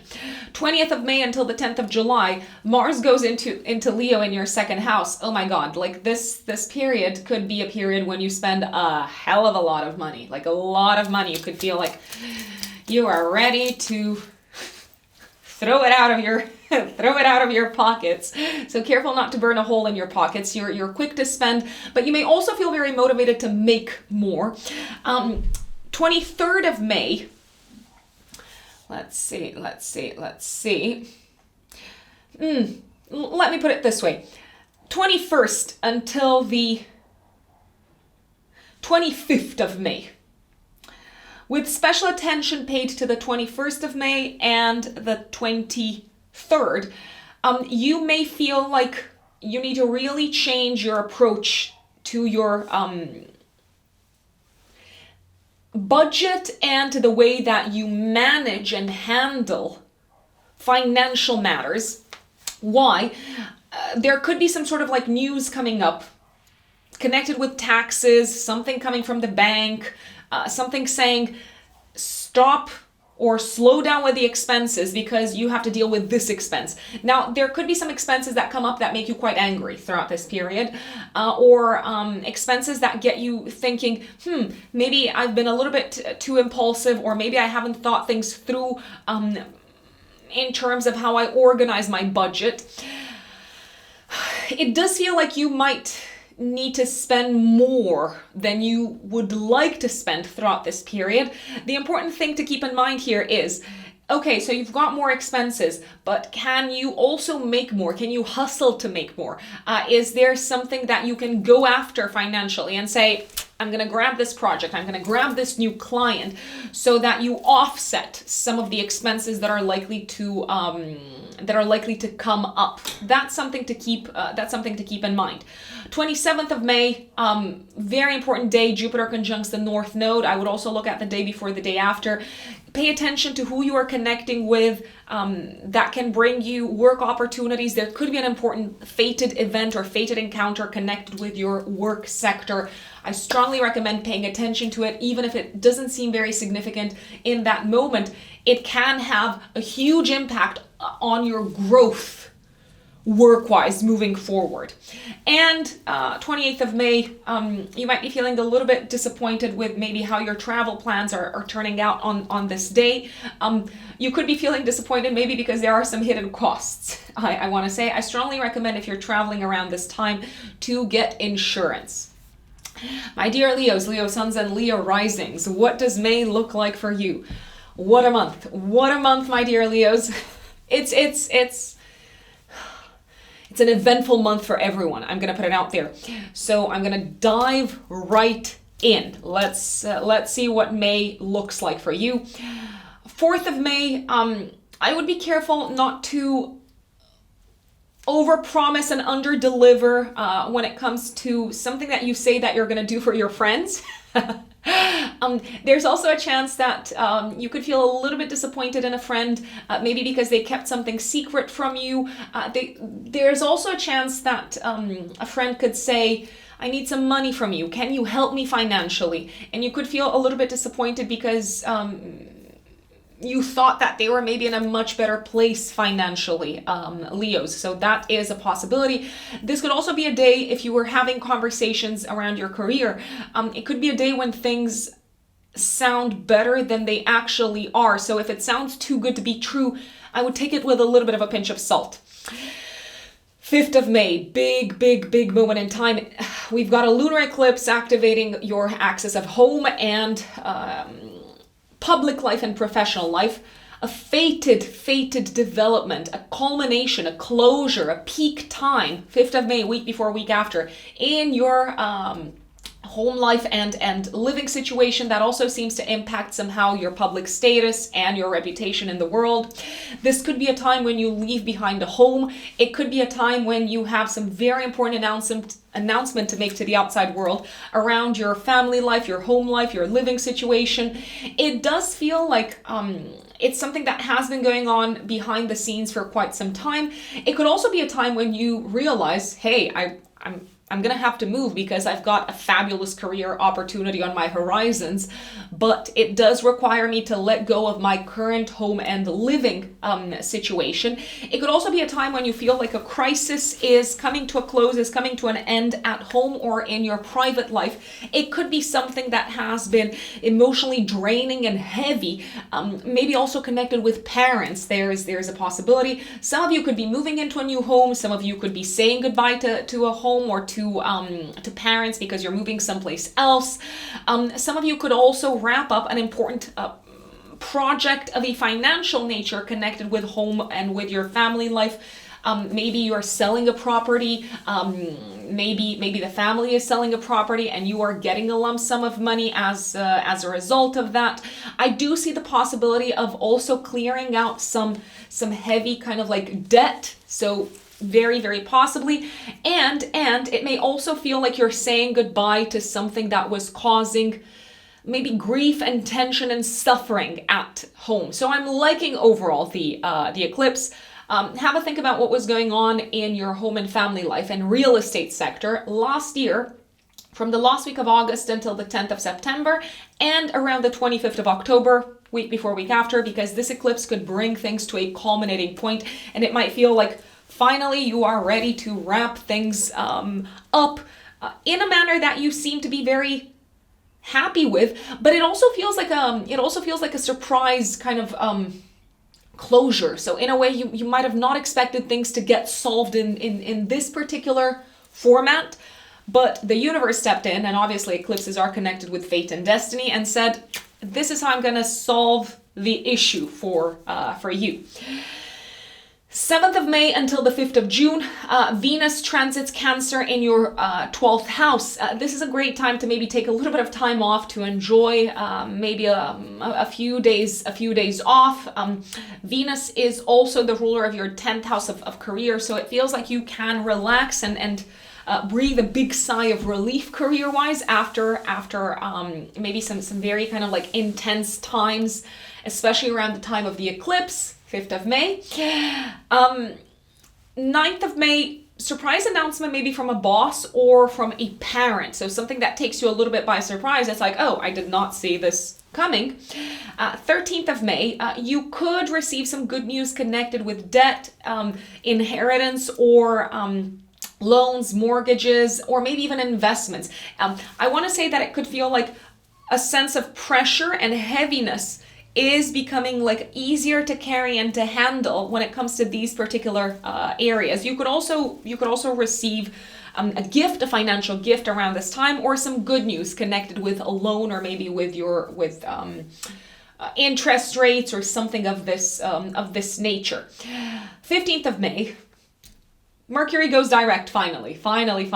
So after 3 long weeks of Mercury being retrograde in your 10th house of career, so having a lot of like back and forth, maybe talking about issues from the past with your bosses, maybe reconsidering, reevaluating where you're headed professionally,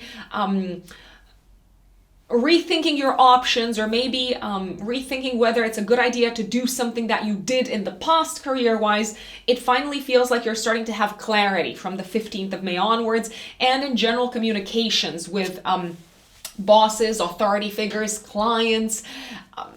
Communications seem to be entering this path of smoothness. So I dare say that you no longer have to like check your emails 3 times before you press send to your boss. If you've been waiting for news career-wise to make its way to you, but it was delayed, obviously with the retrograde being over, it might finally reach you, the news or the announcement, I want to say. 16th of May until the last week of May of 2024. Jupiter goes into Taurus in your 10th house of career.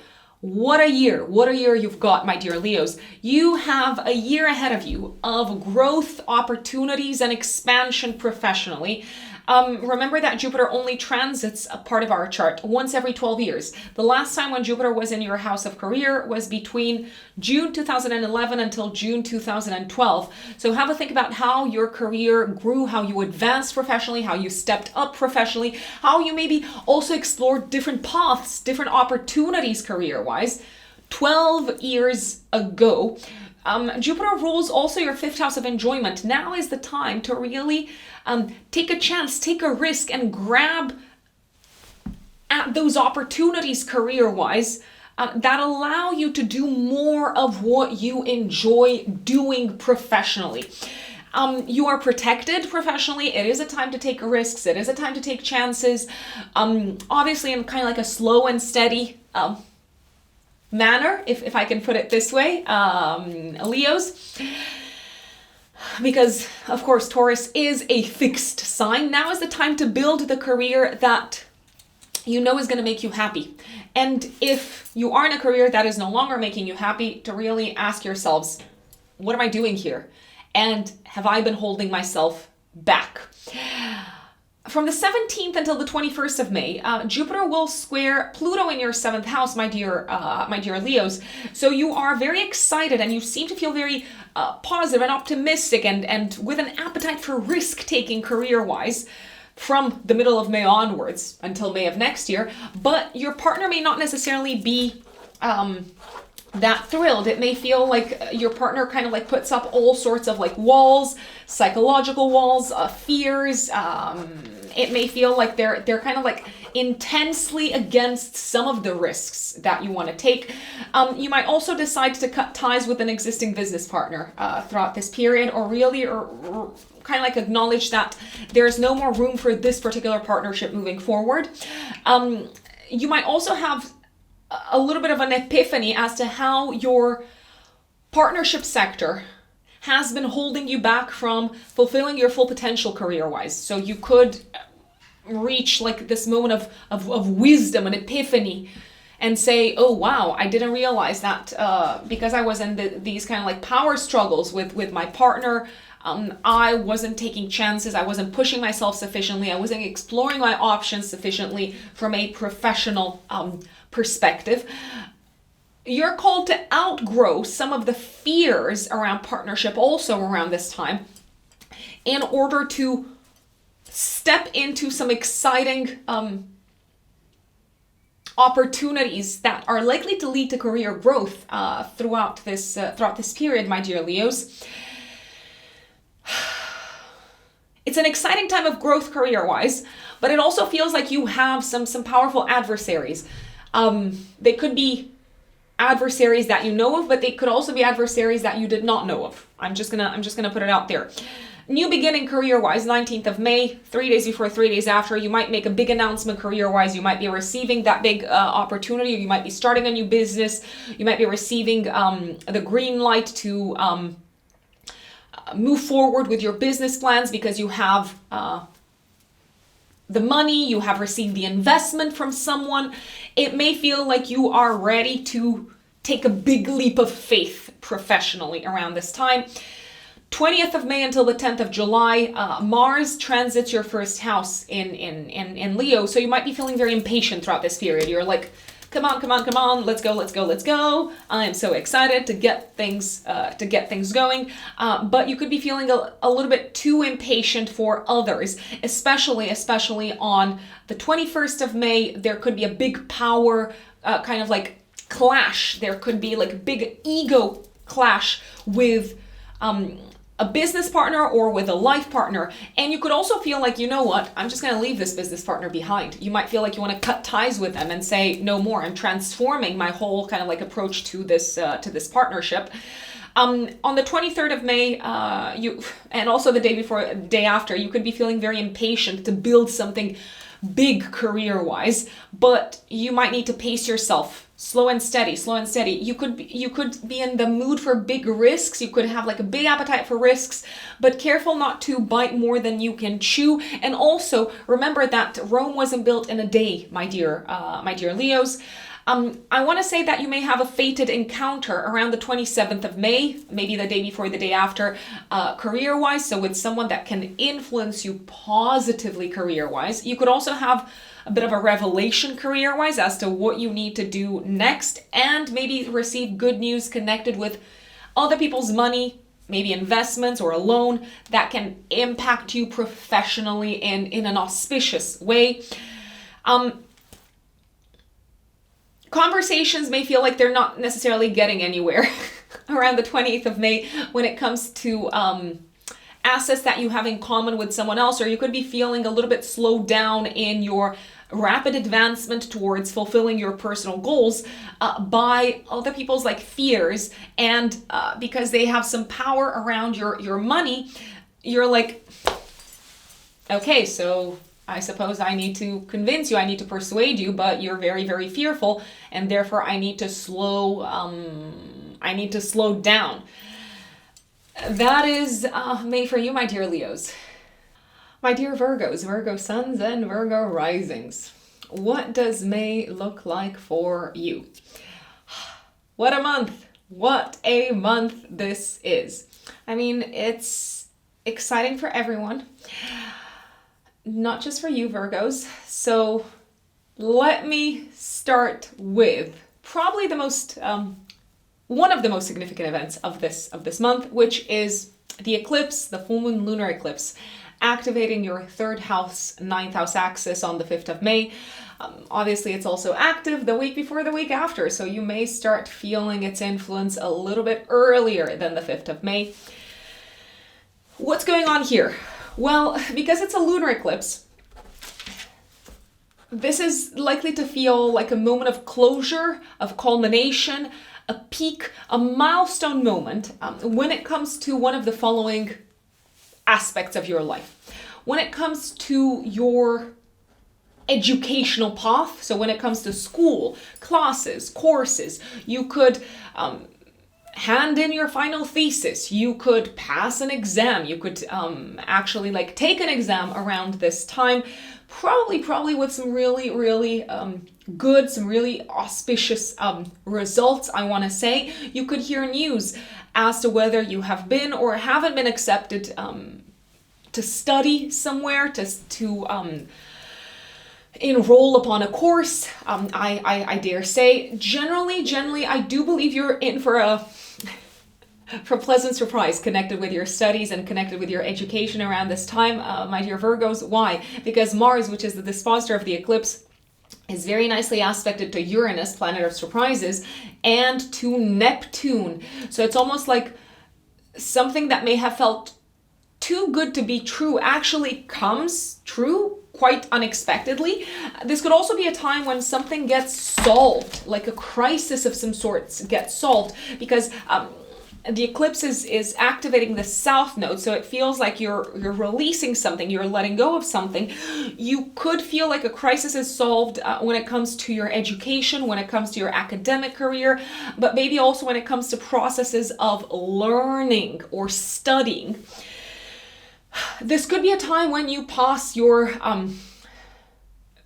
driving exam, when you actually feel like, yes, I know how to do this, and I'm ready to go out there on the road.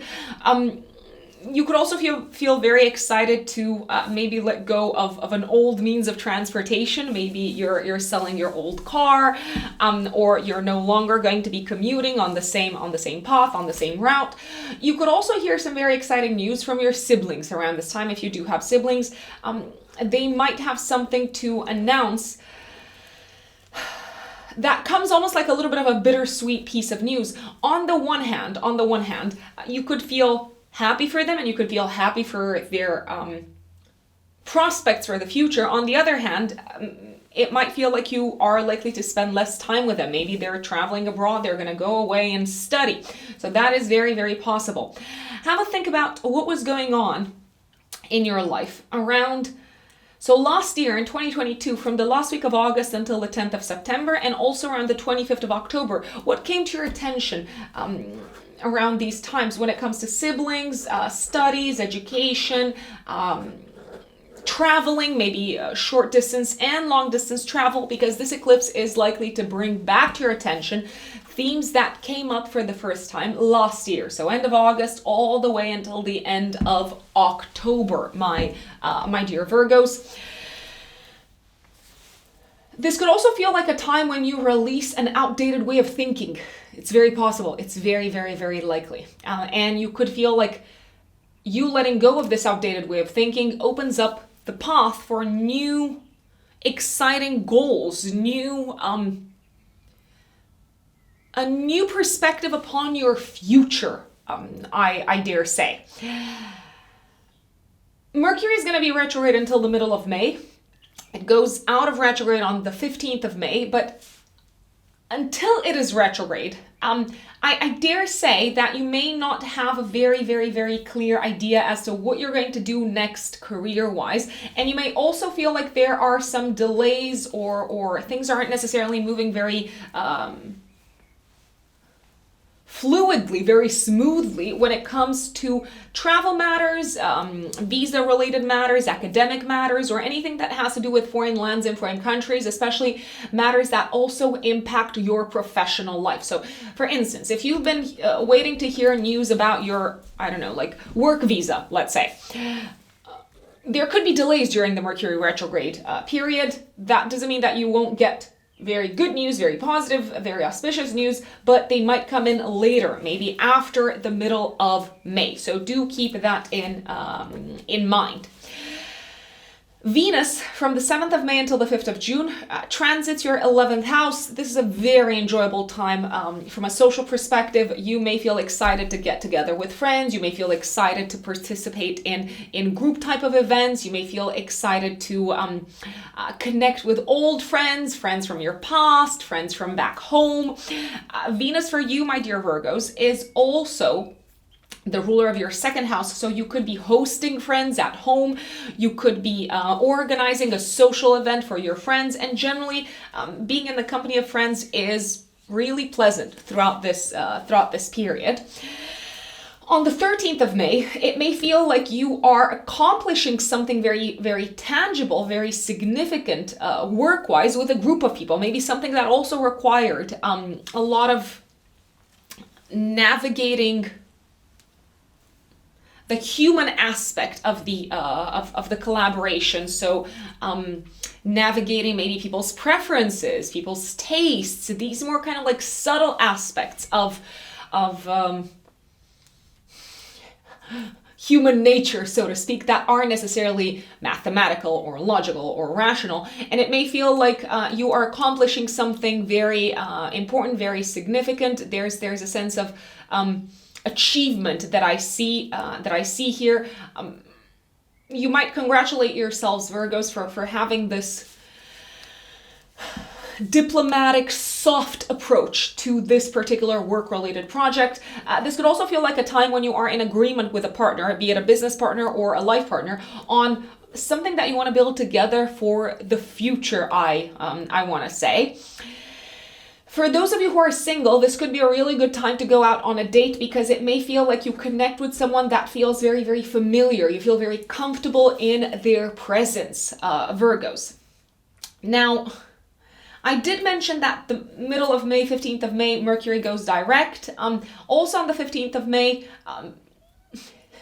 I want to say this could be like a very exciting day, a very kind of like sexy time when you feel like you're swept off your feet, maybe even romantically, by someone who you're friends with. I mean, it could be your partner, and many times, I mean, I always say that my partner is first and foremost one of my best friends. So it could be the person that you're with already, but it could also be that you, I don't know, connect with a friend and go out to catch up, and you might feel a little bit enamored, or they might feel enamored. It could go both ways. Very, very, very, very likely. This is a great day to set goals in the direction of your dreams and your ideals, because you're feeling very inspired and you're feeling connected with a higher power, my dear Virgos. Very important moment in time, 16th of May until the last week of May of 2024. So for the next year, basically, Jupiter, the Great Benefic, enters your 9th house. This is a beautiful year, my dear Virgos, for traveling, for growth from an academic perspective. It is a great time if you've been looking to sign up for your master's, your PhD, if you've wanted to like sign up for like a new degree. Jupiter is saying yes. Jupiter is the yes planet. It is offering you protection. It is offering you support, cosmic support. It is offering you, let's say, luck and privileges when it comes to academic matters, when it comes to traveling. So if you've been meaning to travel the world, this is it. This is your cue. Jupiter is also saying yes. So things are likely to go a lot smoother. When it comes to visa related matters, and also when it comes to legal matters. So if you have been, let's say, in the middle of a, I don't know, like a legal like battle or fight, or if you've been having some legal issues or stuff that you had to solve, Jupiter coming in is likely to be a very helpful and supportive force. Jupiter has not been in Taurus since June of 2012. The last time when it was in Taurus, it was between June 2011 until June 2012. So a very, very exciting time. It is a time to push the boundaries of your knowledge. It is a time to also push the boundaries of familiar beliefs and familiar life philosophies. And I strongly recommend capitalizing upon this Jupiter in Taurus by creating your own opportunities when it comes to studies, when it comes to traveling, and also when it comes to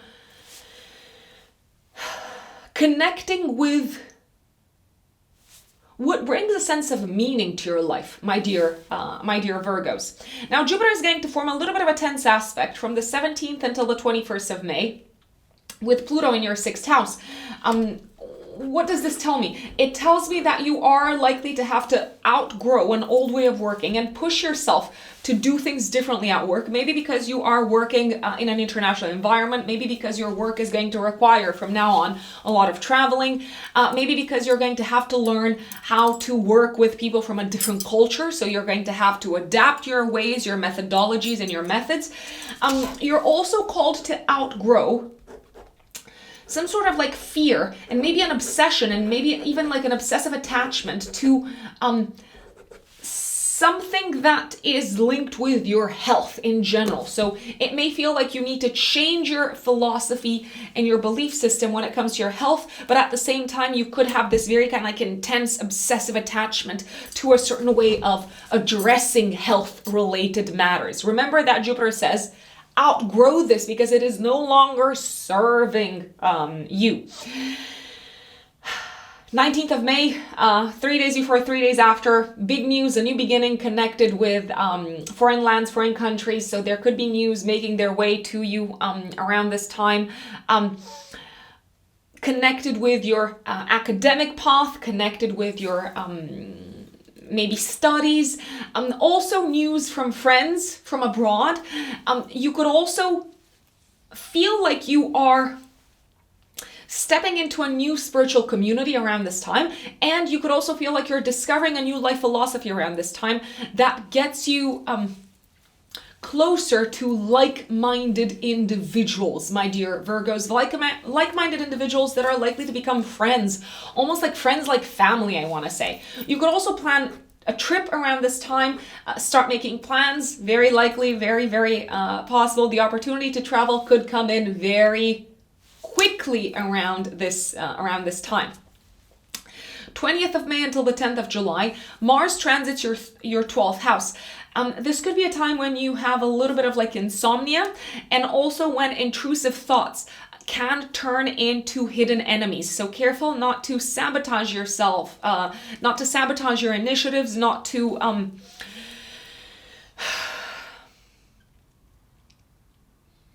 attract negative experiences because you're thinking about them, my dear Virgos, because Mars rules your 3rd house and also your 8th house, which is the house of crisis.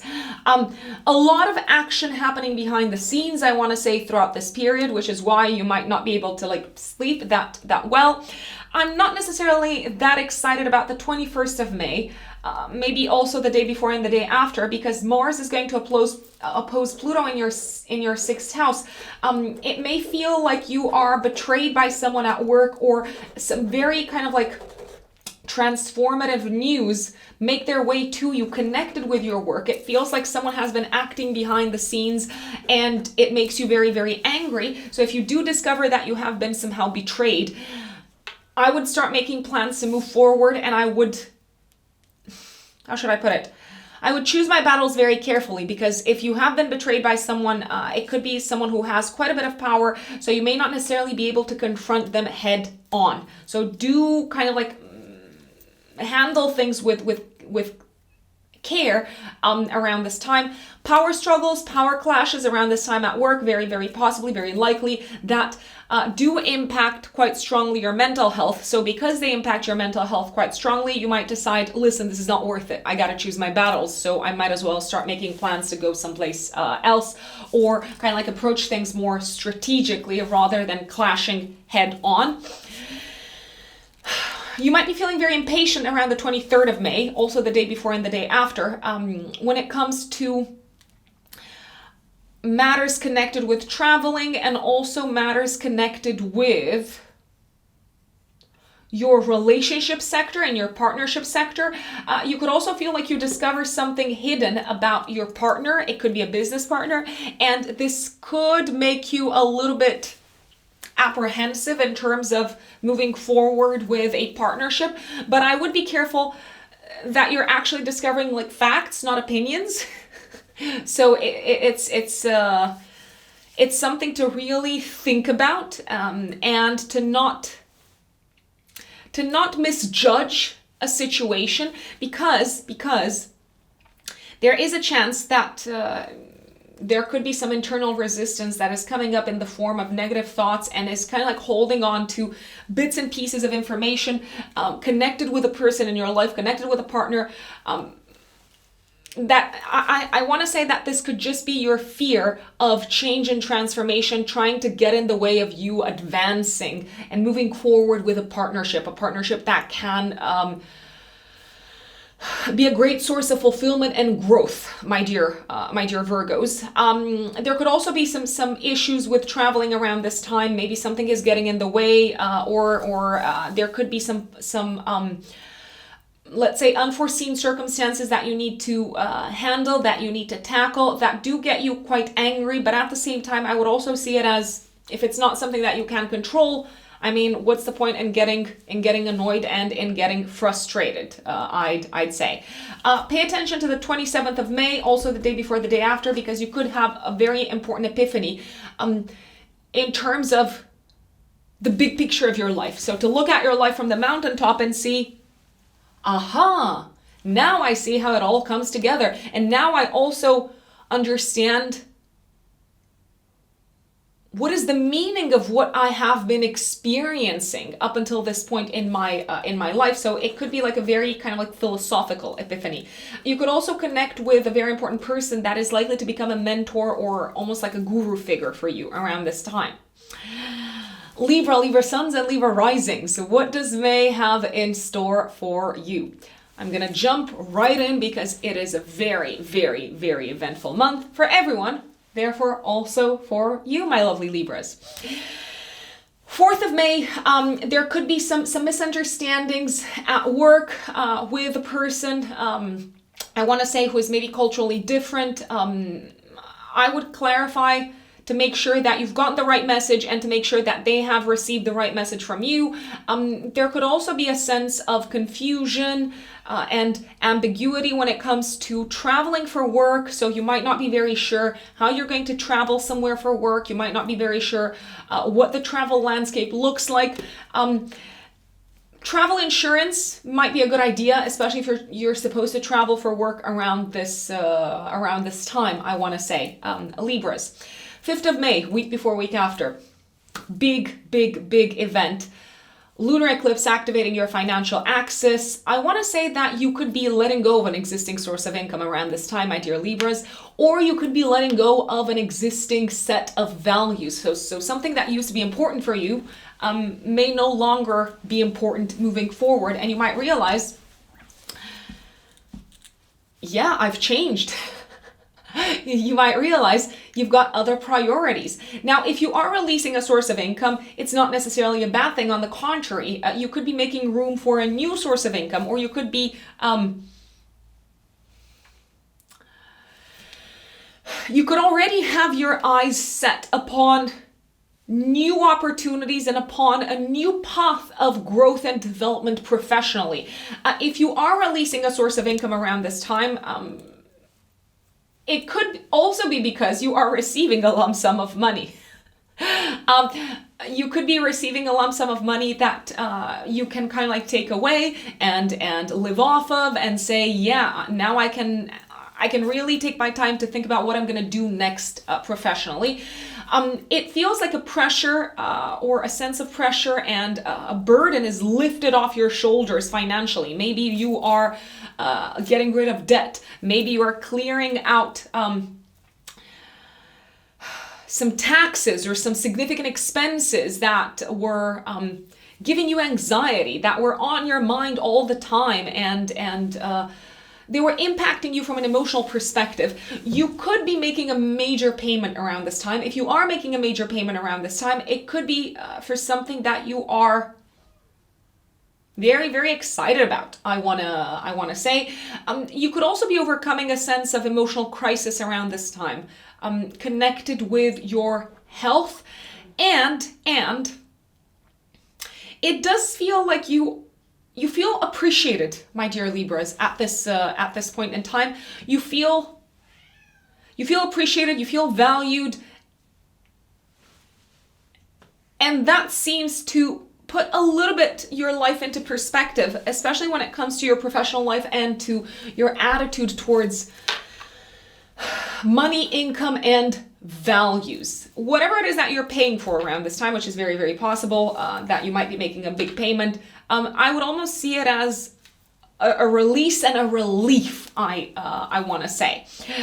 7th of May, Venus enters Cancer in your 10th house of career until the 5th of June. A very enjoyable time career-wise. If you're having interviews, if you are called to present things in a public setup, if you are called to step into a position of authority career-wise, it does feel like you are having a ball. You feel like you're being noticed, you're being admired, you're being appreciated. People want to collaborate with you. And this is generally a good time for interviews. It's generally a good time to maybe ask your boss for something, or really to kind of like go out there into the world and contribute to society in a meaningful way, I want to say, Libras. 13th of May, it feels like you accomplished something at work in a partnership with someone. You might be signing an important deal, maybe something that took a long time to come to fruition, a deal and a partnership that you worked very, very, very hard for. You seem to feel like your efforts are being rewarded career-wise around this time. And even from an emotional perspective, it's almost like you're reaching a sense of peace and emotional fulfillment from a career perspective after putting a lot of effort. Health-wise, this can be a day of good news after you've put, again, a lot of effort into managing something connected with your health. So it's not like, oh, I'm so lucky that I'm now feeling better. No, it's like you've put concentrated effort in the direction of improving your health, and it could also be your mental health. I dare say. Middle of May, Mercury goes direct in your 8th house. So if you have been experiencing delays or miscommunication or misalignment, or a sense of things not moving as quickly as you wanted them to move in connection with loans, taxes, mortgages, inheritance, debt, it may feel like now things are starting to move forward. If you have been waiting on news connected with this aspect of your life, maybe you've been waiting for a loan to get approved. You may, if you feel like it was delayed during the Mercury retrograde, you may feel like things are starting to move at the correct pace, at the pace that they're supposed to move at once Mercury goes out of retrograde. And it may also feel like you are likely to reach agreements much easier. Agreements of a financial nature with partners, be it life partners or business partners, after Mercury goes out of retrograde, so middle of May onwards. I want to say that on the 15th of May, you also seem to have a big win career-wise. It feels like you are winning something. There's a sense of victory. You're winning something that is very closely aligned with your ideals, work-wise. You're also courageously handling something of a professional nature. An issue where you may have previously felt powerless about, or powerless in regards to it up until this point. So I'm liking the middle of May. 16th of May until the last week of May of 2024. Jupiter, the Great Benefic, goes into your 8th house. This is a once in a 12-year chapter, my dear Libras, of your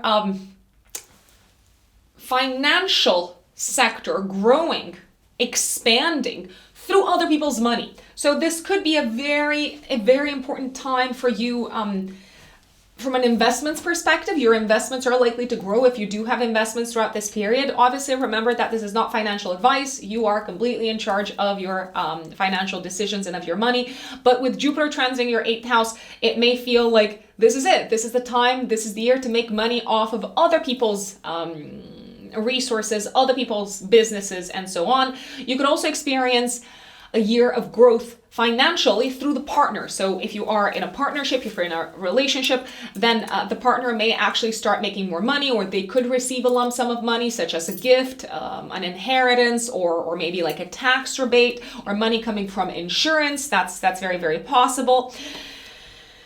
You could also, if you have stocks, or like, what are they called? Shares in your company, the company that you work for, you could see these expanding significantly, I want to say. This is also a fantastic time, my dear Libras, to grow and to explore new avenues of understanding more deeply your fears and your psyche. And as a result, you may be feeling much more optimistic and much more, how should I say, much better equipped to deal with any fears that you might have had up until this point. Jupiter transiting your 8th house is also likely to really expand upon your sex life. So you do with that information whatever you please. There is a little bit of a challenging aspect coming up, however, from the 17th until the 21st of May, with Jupiter squaring Pluto in your 5th house. I want to say that you may feel challenged to explore romance and sex in a different way, but you could also feel like you're stepping into unknown or maybe taboo territory. So there could be a lot of fear, of apprehension in exploring this aspect of your life differently and going beyond what feels comfortable and what you have done so far in this particular aspect of your life. Jupiter is also the ruler of your 6th house of day-to-day work, so you may feel like you have to put effort into overcoming a sense of blockage and a fear connected with your romantic life. And you could be putting effort, for instance, of a psychological nature, through talking with a therapist, through opening up to someone that you trust about some of your deeply rooted fears, connected with romance, but maybe also connected with children, I wanna say. Mars transits your 11th house from the 20th of May until the 10th of July, and from the 21st until the 25th of May, Mars is forming some tense aspects. There could be some power struggles with friends throughout this period. There could be some intense arguments, intense conflicts with friends, but also with siblings throughout this period. And you might also feel like you need to slow a little bit down with your plans for the future, because you are not alone. You depend upon someone else to kind of like support you in some of your plans for the future. So you may feel a little bit frustrated because you are not able to move at the pace that you would want to move at, I dare say. There is a chance that you might experience a very significant fight around the 21st of May, a few days before, a few days after, that could lead to a breakup. I want to say romantically. There is a chance that it may feel like you're not on the same page at all with a partner romantically, and you really have to consider, okay, what do I want my future to look like? Because it seems like this person does not want to cooperate. So is it time to call it quits, I'd say. that is Libra for May. My dear Scorpios, Scorpio suns and Scorpio risings, the month of May is a very, very significant month for you because it may feel like there are a lot of things shifting in your life and also a lot of things crystallizing in your life, taking a definite shape in your life, especially when it comes to your relationship sector, but also potentially when it comes to your home and living situation. So first things first, Mercury is still retrograde until the middle of the month in your 7th house of relationships. Now, what does that tell us? It tells us that you're still thinking, talking about, evaluating or reevaluating old issues or old matters connected with your partnership sector. So you could be having conversations with your partner that you've had in the past. There is a chance that you may not necessarily feel aligned, that you may not necessarily feel exactly on the same page. These conversations could be connected with your plans for the future and also potentially connected with money and shared assets and shared resources. So it may feel like you're not exactly in alignment until the middle of May when Mercury goes out of retrograde. There is a chance, however, that you could pick up where you left off old issues that you talked about in the past, so old goals and old maybe issues that need to be solved connected with money and finances and joint assets. You could bring them from the archives back to your attention. Approach old conversations from a different perspective and possibly reach an agreement, even though an agreement was not reached in the past when you addressed these topics. 5th of May, there is a full moon happening, a full moon lunar eclipse happening in your 7th house. Activating your 7th house of relationships and, of course, your 1st house of identity. This is a time, this is a moment, a period, let's call it, because the eclipse, it's likely to be felt also the week before, the week after. This is a moment in time in which you may feel like you are releasing an old sense of self and an old identity because of where your partnership sector is headed, because of developments that have to do with your relationship sector. So for instance, let's say some of you could take a relationship to the next level. Some of you could get committed. Some of you could get engaged. Some of you could move in with a partner. Some of you could take a big step in the direction of long-term commitment partnership-wise. Some of you could enter very important business partnerships also. But the key kind of like element to keep in mind here is it feels like you're leaving behind, you're saying goodbye to the old you. You're saying goodbye to your old identity. You're saying goodbye in a way that may feel very fated. It feels like you're saying goodbye to an old life direction, Scorpios, without sounding too dramatic. It's almost like life as you knew it, and even like the old you that you knew and loved and were very emotionally attached to is now almost kind of like done. You're saying goodbye. You're closing that book, you're closing that chapter, and you're moving forward in this partnership. Mars, which is the disposer of the eclipse, is very nicely aspected to Uranus and to Neptune. I do believe there's a lot of love and there's a lot of enjoyment in your relationship sector around this time. There could also be some significant developments taking place in partnership with someone that involve children. So your partner could get pregnant, or you could enter into a partnership with someone who already has a child and therefore you're stepping into a new role, into a new identity. Or you could be pregnant and you might have like a major announcement to make to your partner, and alas, your partner says, well, let's get married if you're pregnant, or let's start making plans for the future because life will no longer look like it has looked up until this point. Mars is, however, tensely aspecting Jupiter In your sixth house, it feels like whatever is going on in your relationship sector, whatever milestone moment you are reaching in your relationship sector, it does have a strong impact on your day-to-day. Your day-to-day no longer looks the same. So you have to change your day-to-day. You have to change what your daily kind of like routine and schedule looks like. You might even need to reconsider your job for whatever reason. You could also be signing a partnership with maybe a foreign client around this time, a work partnership with a foreign client or a foreign business partner around this time. And as a result, you may need to change your ways of working. You may need to change your schedule, your diary, and maybe even the way you approach certain tasks at work. Venus from the 7th of May until the 5th of June transits your 9th house. This is a very, very enjoyable time in terms of traveling and also in terms of connecting with people from foreign lands, foreign countries. It can be a very enjoyable time if you travel with a partner. Even if Mercury is retrograde, you could travel, for instance, to a place that you've already been to. It does feel like it's almost like you believe in your partner. You believe in partnership throughout this period. You're very positive and optimistic about partnership, both from a business perspective and also from a life perspective.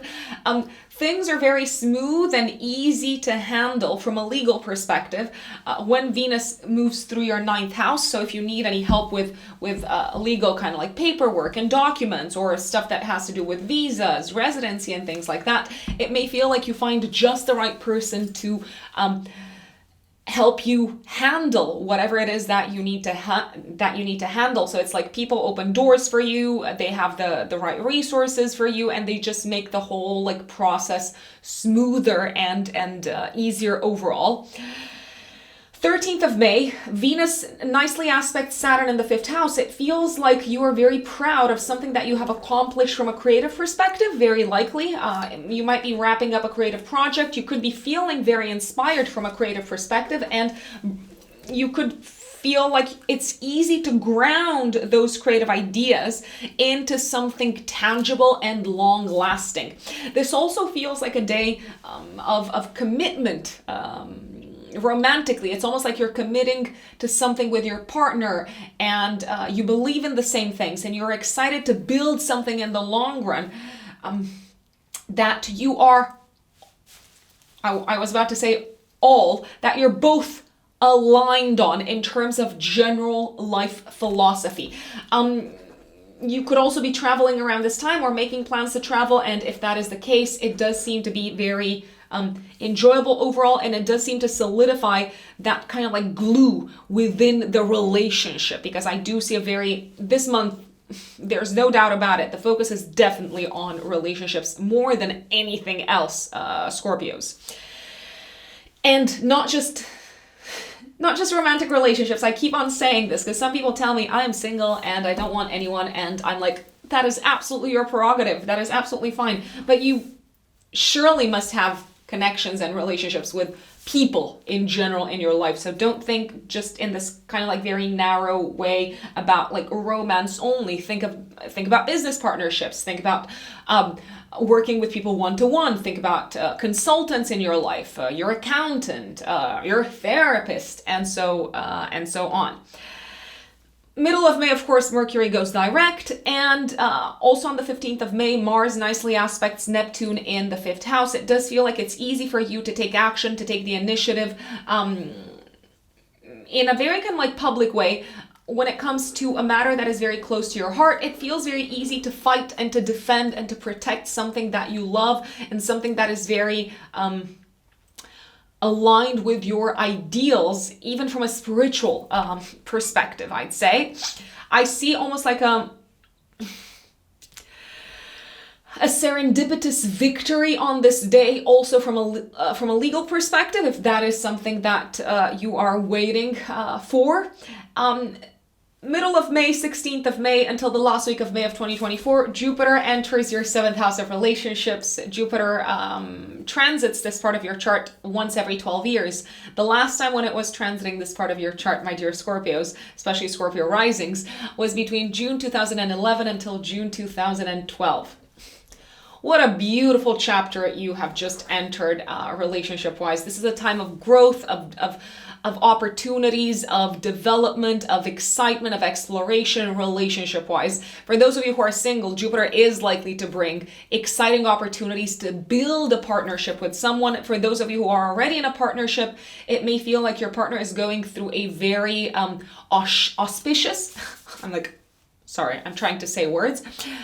It may feel like your partner will experience some of the most auspicious times of their life with Jupiter transiting your 7th house, so they could become more abundant, they could make more money at work, they could step into an exciting chapter of self-development. Overall, it feels like your partner is becoming more positive and more optimistic and more confident, and generally that is likely to lead to them probably being more generous with you and to you feeling like it is a joy to be with this person. Jupiter is also the ruler of your 2nd house. So I want to say that you are very nicely aspected Scorpios from the middle of May of this year until the last week of May of 2024 to make money in partnership with someone else. Partnerships are super, super, super important as a source of abundance for you in the next year, even from a financial perspective, but not just from a financial perspective, also from the perspective of knowledge and wisdom. So that obviously is a type of abundance that is well worth taking into account. Also, it may feel like you have a lot to learn from someone that you either consider to be a partner or an advisor or a consultant in the next year, my dear Scorpios. Jupiter, of course, is the yes planet, so I generally recommend taking a little bit of a chance, not being afraid of risks when it comes to partnerships with the Jupiter on your side. And it may feel like there's so much to look forward to together with a partner with Jupiter going through this sector of your chart. My lovely Scorpios. Interestingly, I have seen some people. I have seen in my experience, people either at the very beginning of a Jupiter transit through their 7th house or right before Jupiter made its way into the 7th house. I have seen people go through maybe breakups, but then Jupiter came in and kind of like brought an entire suite of opportunities. It brought an abundance of options in terms of potential partners. Sometimes Jupiter is giving us a nudge to explore what else is out there. And when and if that happens, I would almost see it as a sign from the universe telling you that you don't have to settle. If you're not happy, you can, literally, sometimes we can do better, and you can do better. But that is only likely to happen if the relationship isn't solid and enduring and something that brings you a sense of peace and comfort and stability, my dear Scorpios. Jupiter will square Pluto in your 4th house, my apologies, Scorpios, from the 17th of May until the 21st of May. I do see you having to overcome a fear coming from your past, coming from your childhood maybe. I do see you having to overcome a fear of a psychological nature in order to grow and to develop and to expand a partnership. Also, it may feel like a partner coming into your life is asking you to radically transform your living situation. Now, if you are already with someone and if you're not meeting someone new, as a result of where your relationship sector is headed, because there is this sense of kind of like expansion and new possibilities together with a partner that you are being exposed to, as a result of that, you may have to reconsider your home life, your living situation. You may need to relocate, move to a bigger home, something like that. It's very, very possible. 19th of May, 3 days before, 3 days after, a new beginning relationship-wise, so it may feel like you're starting off an exciting chapter relationship-wise. The new moon is nicely aspected to Mars and to Neptune once again. It is a new beginning that you believe in. It is a new beginning that promises a lot. It is a new beginning aligned with your life philosophy. It is a new beginning that makes you happy relationship-wise. And it could also be a new beginning that involves children or some sort of traveling or legal issue. For instance, legalizing a relationship through signing a contract, which could be the marriage certificate. Just putting it out there. Just putting it out there. You could also be making plans in this direction. Remember that astrology doesn't predict exact material manifestation, and many times the astrological kind of like events pinpoint the energies that we deal with, but they don't tell us this is exactly what you're going to do on this date. It tells us what we're dealing with, and here you're dealing with kind of like a new chapter relationship wise that does feel in a way like it involves certain risks, but at the same time it feels like something that makes you happy, and it feels like something that you are eager to kind of like roll with and kind of like go with its flow, kind of like run with where the tide takes you relationship wise. The sun moves into Gemini on the 21st of May, and for the next month it illuminates the area of shared assets, shared resources, sex, intimacy, fears. So you may feel like you need to kind of like open up to a partner, and it may feel like your spotlight is being placed on what you've been keeping to yourself. I'd say Scorpios. The sun will nicely aspect Pluto in Aquarius on the 21st of May in your 4th house. It does feel like it's very clear to you what sort of change you need to make in terms of your home and living situation around this time as a result of a partnership advancing. Now, it could also be a career, kind of like a business partnership that is asking you to reconsider where you live. On the 21st of May also, Mars is in opposition to Pluto in your 4th house. Mars just entered Leo on the 20th of May until the 10th of July. And on the 21st of May, with the opposition to Pluto in the 4th house, it may feel like you have to move away and cut out of your life an existing structure in terms of living situation, and maybe also cut symbolically out of your life something that had an important hold over you from a psychological perspective. If you want to move forward with your career, there's also a possibility that you may have some significant kind of like power struggle with a parent around this time, or with someone in a position of authority, such as a boss. And it could feel like the final battle. It could feel like, okay, this is it. This is the final battle, and I am done, and I'm moving away from this. It's possible. It's very, very possible. 23rd of May, Mars is squaring Jupiter in Taurus in the 7th house. I want to say that you could feel a little bit angry or frustrated with your partner because they are not moving at the pace that you would like them to move, and it feels like that's kind of like something that is, how should we say, keeping you stagnant in terms of advancing with your life at the speed that you would want to advance at. It may also feel like a day when you have to defend someone or stand up for your belief in a very kind of like, and for your belief system in a very public setup, I'd say. It doesn't necessarily have to be in a professional setup, but it could be in a professional setup. Mars squares the nodal axis, 25th of May, also active the day before, the day after.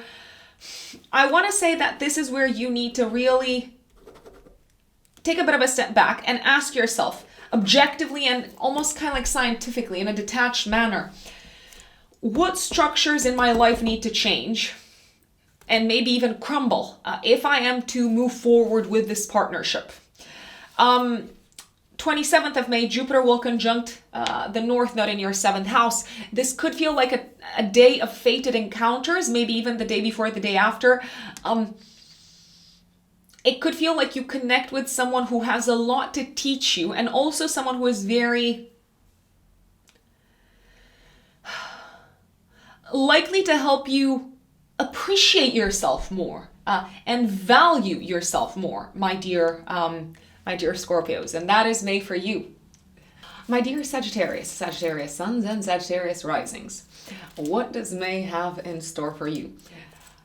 folks, it is a busy, incredibly busy month for you. Why? Because there is a lot of action happening in your sixth house of day-to-day work. So you definitely have a lot on your plate. I don't see you taking a lot of time off. I don't see you chilling. On the absolute contrary, if you ask me, there is a lot that needs to be ticked off your to-do list this month. And a little bit later in the month, the action also moves to your seventh house of partnerships and committed relationships. But let me take a bit of a step back and share what you can expect from May. Mercury is going to be retrograde until the middle of May, until the 15th of May in your sixth house of day-to-day work. I feel like you are wrapping things up work-wise that you should have wrapped up or that you were expected to wrap up work-wise a while back. So you're tying up loose ends. You could be revisiting, revising, reviewing old work projects until the middle of the month. You could also be dealing with old clients. You could be dealing with issues that are coming back to your attention, even though in the past you thought that you had completed them. So old work-related projects. There could be old projects that you go back to and you say, maybe I can do this better. Maybe I can rewrite this part. Maybe I can edit this part. Mercury retrograde many times is about editing. The Mercury retrograde is also happening obviously in your house of health, and there's going to be a lot of focus on your health this month with an eclipse here in your sixth house, with a new moon on the 19th of May, and also with Jupiter, the great benefic, and your chart ruler moving into this part of your chart. To be very, very precise, on the 16th of May, that's when Jupiter changes signs. So right after the Mercury retrograde is over. I'll tell you this, Sagittarians, this month, especially Sagittarius risings, really think about what you have postponed health-wise, what you know you need to take care of, what you know you need to check, what sort of like procedures, checkups you know you need to go for.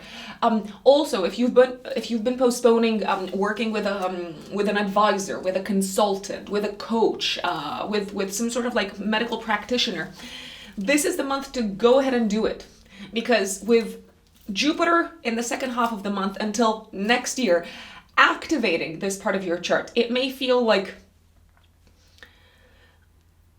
this is how you are called to grow and to self-develop for the year ahead on a personal level, by paying more attention to your health, by paying more attention to your habits, by learning more, by exploring more of, let's say, more about what sits well with your body and what doesn't sit that well with your body.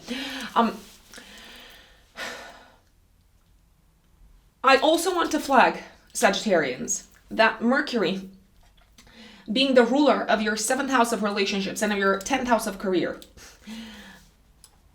the Mercury retrograde could bring to your attention old work opportunities, old professional opportunities, or opportunities from the past that maybe you didn't consider up until this point. You thought, maybe this is not for me, or maybe I'm not ready, etc., etc., etc.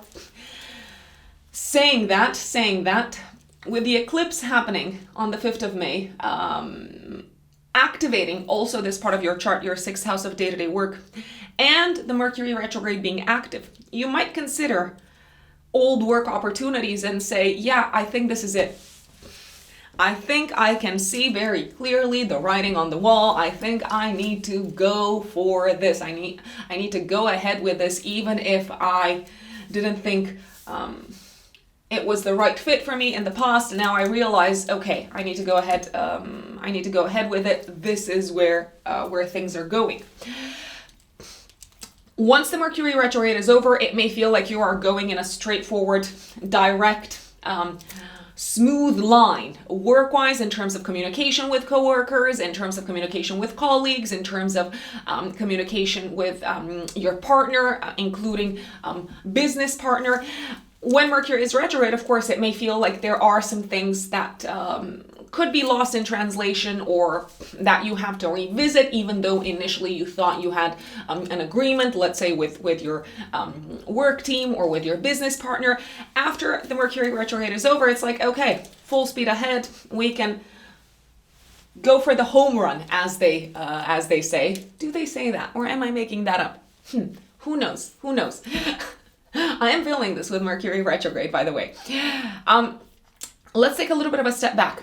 So 5th of May, week before, week after, you are likely to feel the influence, Sagittarians, of the full moon. It's a lunar eclipse, of a full moon lunar eclipse in Scorpio that triggers your 12th house, 6th house axis. This is the axis of health and service. This can be a time when you let go of a job, when you also wrap up a very, very important health-related chapter. It could also be a time of crisis health-wise. Now, when I say crisis, obviously the word has a negative connotation. Crisis doesn't necessarily mean that there's anything blowing up health-wise, but it may feel like this is it. I need to address this issue. I need to do something about it. I can no longer pretend that it is not an issue. So it may come to your attention what it is that you need to address from a health-related perspective. You could also feel quite tired and drained around the time of this eclipse. This eclipse is also inviting you to take stock of what you do on a day-to-day basis and say, okay, what do I need to remove out of my life? Are there any habits that I need to let go of? Are there any work projects that I need to let go of? Are there any daily rituals that I need to let go of? Probably. And if you do let go of them, it may feel like your health improves. It may feel like your mental health is doing much better also. And physically, you could be feeling much more energized, I dare say. What I like about this eclipse is that Mars, the dispositor of the eclipse, is harmoniously aspecting Uranus and Taurus in your 6th house of day-to-day work and trining Neptune in your 4th house of home. It is squaring Jupiter in the 5th house. So what am I seeing here is I'm seeing a closure, a moment of closure work-wise, a moment of you overcoming a challenging time work-wise, a moment of you also overcoming and maybe seeing very clearly where a source of pain and frustration, and maybe even like physical pain, you might see very clearly where it's coming from health-wise. So you might kind of like dig deep enough that you find the root cause. And I'm not saying that it's not painful finding the root cause, but at least you know what you're working with. And that is probably one of the most important steps towards healing, including from a physical perspective, I'd say. If you are having any sort of like health-related interventions around this time, maybe something that was postponed, you may want to take a little bit of time to rest at home and to kind of like take it easy, and maybe to have possibly a family member be there with you and say, hey, I'm here if you want to cry, if you're feeling sensitive, if you're feeling sore physically, I'm here for you. This could also be a time when you feel like you have accomplished something very significant health-wise. I'm not saying that the work is done, but it may feel like a win. And it could have a very important psychological component, my dear Sagittarians. Then if we move a little bit forward in time, from the 7th of May until the 5th of June, Venus transits your 8th house in Cancer. Now for you, Venus is the ruler of your house of health and work, and the ruler of your 11th house of plans for the future. So it does feel like you are enjoying the process of transformation throughout this period of your daily habits, your daily routines, and it seems to have a benefic impact upon your health, but also it seems to help you overcome the fear of transformation, this particular transit, the fear of transformation when it came to your work, your health, and your plans for the future. This can be a very sweet time, I want to say, Venus transiting the 8th house from an investments perspective. So especially if you've got investments, it may feel like they are doing better. You could get possibly also like a return on investment, but of course, you know how I say, you are in charge of your finances. This is not financial advice. I wouldn't be surprised if you also received some sort of gift, maybe a financial gift, or maybe something very significant, very important from a friend, and it really feels like it's making life in the midst of this challenging time. It's making life challenging time. Why? Because there's a lot of changes work-wise and health-wise. It feels like this gift from a friend is helping you go through the period of transition with an open heart. 13th of May, I do see you finding a place of security and emotional stability in the midst of the changes that are happening both health-wise and work-wise, my lovely Sagittarians. I also see you building something together at home, probably with a romantic partner. And when I say building something, it could be a stronger emotional bond. It could also feel like you are ready to leave behind maybe something that constituted a burden in connection with your family or with your past around this time. And this energy that I'm talking about could be of a very emotional nature. Jupiter, the great benefic, goes in your sixth house of health and day-to-day work, 16th of May until the last week of May of 2024. This is a beautiful time to explore new opportunities work-wise, to grow in terms of the services that you're offering to others. So kind of like to expand your horizons and to say, how can I be of service to others in a new way? How can I put myself into the service of others in a new way? It may feel like there's a lot, and I mean a lot, of work-related opportunities coming your way in the next year. Generally, a Jupiter transit does invite us to get out of our comfort zone. So to do things that we haven't done up until this point in our life. So if you're feeling like you want to do something new work-wise, like you want to get a new job, you want to explore a new way of working, you want to start a new project work-wise, Jupiter is on your side. So I would recommend going ahead with it. Jupiter transiting the sixth house is likely to make you very busy for the year ahead. You're going to have a lot on your plate, as I have already mentioned, not just this month, but in general. It might also help to, let's say, explore new ways of looking at your daily habits throughout this period, to say, do I need maybe like an assistant, or do I need to organize my time differently? How can I manage my resources better? And maybe you want to take a class or a course on this matter also. From the 17th of May until the 21st, there are some challenging transits in the sky. Jupiter will tensely aspect Pluto in your third house. So if you're starting a new job in May, which is possible, it is possible, either around the 5th of May, week before, week after, or around the 19th of May, 3 days before, 3 days after. So if you're starting a new way of working or a new job, if you're joining maybe like a new team, from the 17th of May until the 21st, you could be feeling a little bit overwhelmed by the amount of information and the amount of new knowledge that you need to accumulate, to assimilate, and to integrate. I'd say there could be some misunderstandings, I want to say, due to maybe cultural differences with colleagues at work. Remember that you may need to learn a new language or a new way of communicating in this new work environment that I see you stepping into this month, my dear Sagittarians, either around the 5th of May, as I said, or around the 19th of May. Why around the 19th of May? Because that's when you have a new moon in your house of health and day-to-day work.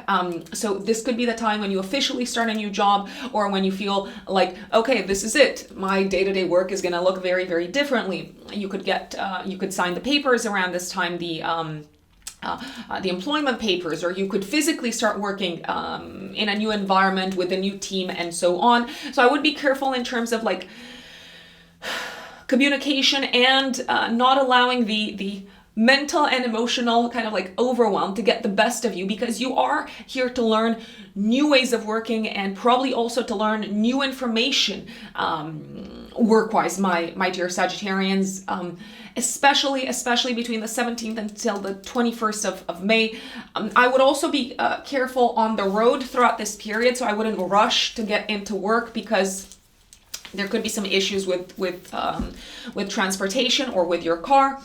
20th of May Mars goes into your 9th house until the 10th of July. Finally, it's getting out of your 8th house, my dear Sagittarian. So you're likely to put a lot of energy until the 10th of July into traveling, into your studies, into anything of an academic nature, but also into, I want to say, shouting out. Sharing with the world something about your creations, my dear Sagittarius. Very, very, very careful. 23rd of May, day before, day after. I want to say maybe, 23rd of May, day before, day after. You could get into a little bit of a fight, into a little bit of an argument, once again with people at work or with people that you're collaborating with work-wise because of cultural differences and because you're both very kind of like fixed in terms of your beliefs and in terms of your life philosophy. And last but not least, 25th of May, day before, day after, Mars is squaring the nodal axis. It feels like you need to take a little bit of like of objective kind of like distance from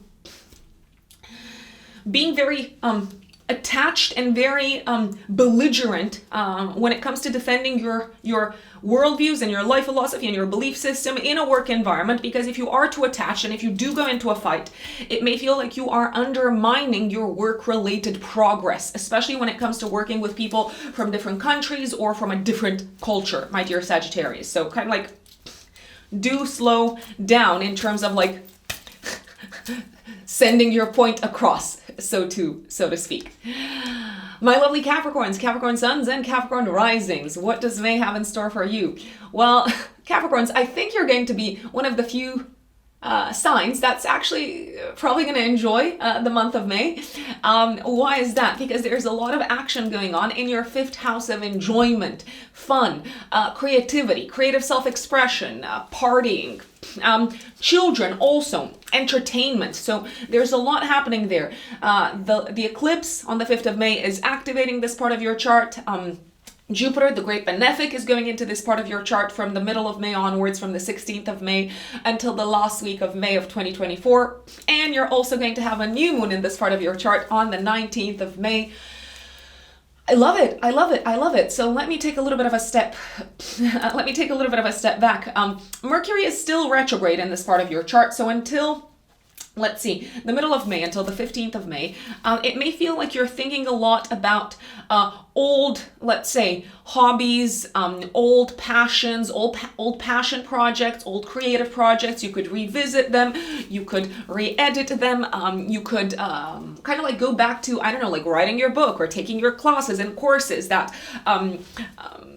had to do with topics that you're very passionate about. You could also be thinking a lot about old romantic partners. They could come back into your life. You could feel tempted to go back into a relationship with them, or to give them another shot, to give them another chance.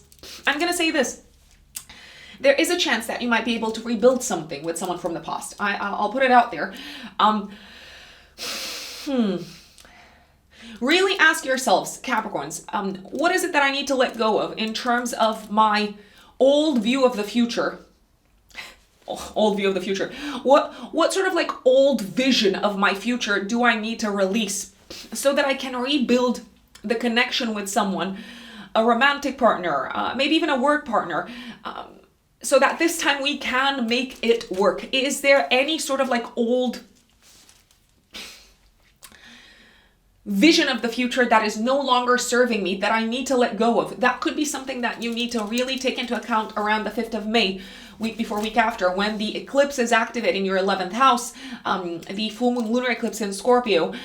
This does feel like a time when you are letting go, you're releasing, you're surrendering an old view of your future, an old set of goals, an old set of objectives. Maybe also because you feel like you have done the best that you could in this regards. Maybe because you feel like, yes, it has been accomplished. This goal has been accomplished. So now I can enjoy my life more, and I can even build something with someone romantically, or I can build something together with my kids, because the 5th house is also the house of children.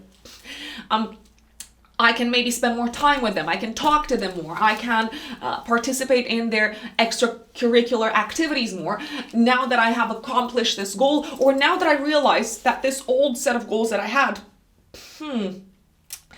is no longer as important to me as I thought it would be now and forever, now and forevermore. Mercury retrograde in the 5th house is also saying, until the middle of May, that there is a chance until the middle of the month that you could accomplish something regarding children. If you have kids, regarding maybe the health of your kids, regarding maybe their education. If you don't have children, maybe something that allows you to have children. You could accomplish something that maybe you did not accomplish in the past up until this point. So the Mercury retrograde this month, I feel like it brings back to our attention, together with the eclipse, issues that maybe did not crystallize or materialize in the way that we wanted them to crystallize and materialize in the past, but now we get the chance to do it all over again, and we get the chance to do it better. Mercury is also the ruler of your house of health, hence why if any of you have been having any issues health-wise to maybe like have kids, or if your kids have been having some problems, some health-related issues that needed to be addressed, but maybe they weren't addressed properly the first time around, with Mercury retrograde until the middle of the month, it may feel like these are being solved until the middle of the month, even if they didn't work out in the past, I'd say. Now let me go a little bit back in time and take you through the most important dates of the month.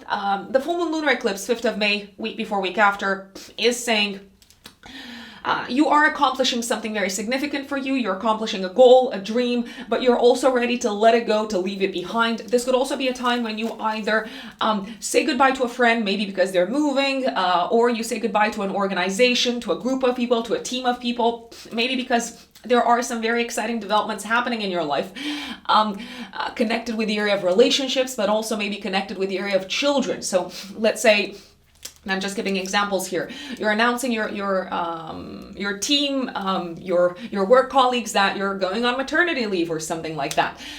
This could also be a time of significant celebration with friends, my dear Capricorns. The eclipse, I love it. I love it. You do seem to have something to celebrate, connected with your relationship sector, and possibly also connected with the area of children. You also seem to feel very, how should I say, loved by some of your friends around this time, and lucky to have them in your life, even if a friend could say goodbye to you around this time, maybe because they're moving. So that is a possibility. That is a possibility. Now, 7th of May until the 5th of June, Venus transits your 5th house of relationships. Venus is kind of like bringing a lot of like sweetness and enjoyment relationship wise. This is a very romantic time. Enjoy your relationship. Take your partner out for dates, or say yes if your partner is looking to surprise you. Your partner may have a lot of love to shower you with throughout this period. It may also feel like the partner is being a lot less belligerent and a lot more willing to compromise, and a lot more willing to meet you halfway and to find a way to work things out together with you. I like the 13th of May because it does feel like you're accomplishing something. You're reaching an agreement, a verbal agreement with a partner. It could be a business partner or it could be a work partner, on how to move forward with the relationship. So you could be signing some papers, or you could be reaching a verbal agreement, but it does feel like this strengthens the bond, this strengthens the partnership, this strengthens the relationship, this agreement. You could also have like a very successful creative brainstorm on this day, and have a partner kind of like help you come up with some very beautiful creative ideas, my dear Capricorns. I'm also liking the fact that, of course, Jupiter, the great benefic, this is so exciting, goes into your 5th house of children and enjoyment, 16th of May until the last week of May of 2024. Jupiter for you is also the ruler of your 3rd house of learning and communication. So this is a very beautiful time for you, my dear Capricorns. For the next year or so, it may feel like you're having many more opportunities to enjoy life, to have fun, to build the things in your life that give you a sense of fulfillment and happiness, to maybe spend more time connecting with your body, to spend more time enjoying your romantic life, enjoying maybe like eating together, cooking, building kind of like this sensual connection with your romantic partner. This can also be a very fertile period. For those of you who are looking to have kids, there can be a sense of growth and expansion and abundance connected with children. And if you're much younger and you're listening to this, overall it does seem to be like a very creative, you're experiencing a surge in inspiration creatively, and a very fun time with Jupiter transiting your 5th house. And you could be drawing a lot of enjoyment from studying something that you really like. New moon on the 19th of May, active a few days before, a few days after, in your 5th house. You could be starting off a new romantic relationship, or you could have news connected with children that really make both you and your partner happy, especially if you do have a partner. This could also be a time when you start working with someone, maybe like an advisor, a consultant, on how to, maybe someone like a coach, on how to feel more fulfilled on a day-to-day basis in your life, and how to come back to the basics that give you a sense of security and joy. I want to flag that 20th of May until the 10th of July, there could be so Mars enters your 8th house. You may have some expenses that you need to take care of, or significant expenses connected with the home, I want to say, and these could rile you up a little bit. A little bit of a challenging time, 21st of May, I want to say, maybe also the day before, until the 25th of May. Financially, it does feel like you're having a lot of expenses, maybe more so than you thought you would have. They seem to be connected especially with home and family. I would also watch out for interest rates not to go up, and I would pay off kind of like credit cards and look into credit card debt and stuff like that, because there could be some unpleasant surprises. There could also be a feeling of you having to fork out a lot of money, maybe more than you thought you would have to fork out because of taxes of some sorts. Also 17th of May until the 21st of May, I want to say that you could be having some maybe unforeseen, unexpected expenses, significant, major expenses connected with children, or connected with something that really brings you a lot of joy. But you may have to revisit your budget because of this. It may feel like, oh, this is costing a lot more than I thought it would cost, my dear Capricorn. So the last 10 days of the month, I would really recommend looking into your expenses and what you need to pay, credit cards, loans, mortgage, and also look for hidden stuff or stuff that you weren't aware of, because that could really have a significant impact upon your budget, and you may need to reorganize your entire budget, I want to say. My dear Aquarius, Aquarius suns and Aquarius risings, what does May look like for you? It's very intense. It is a crucial month. It is a month of closures. It is a month of new beginnings. It's an exciting month as well. So I'm gonna dive in. But I want to give you a bit of a heads up. This is really a month to embrace the fact that your life is going through a process of restructuring, especially if you've got a lot of planets in fixed signs, Aquarius, Taurus, Scorpio, Leo. There will be some structures that are possibly crumbling, and some new structures that will get built, or the process of building new structures will commence this month. I would recommend,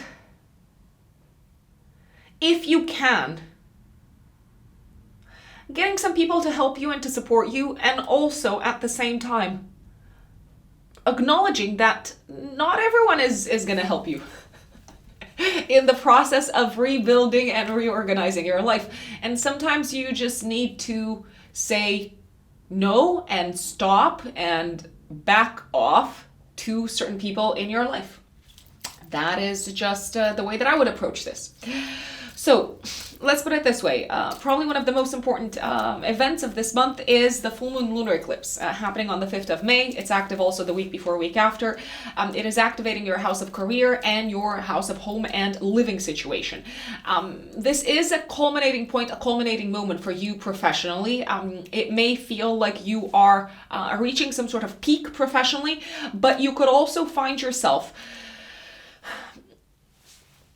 in a place where you are called to release and to let go of something that you have built professionally, because your attention is drawn someplace else. It is drawn towards your home, it's drawn towards your family life, it's drawn towards your private life. So I'm going to give you an example.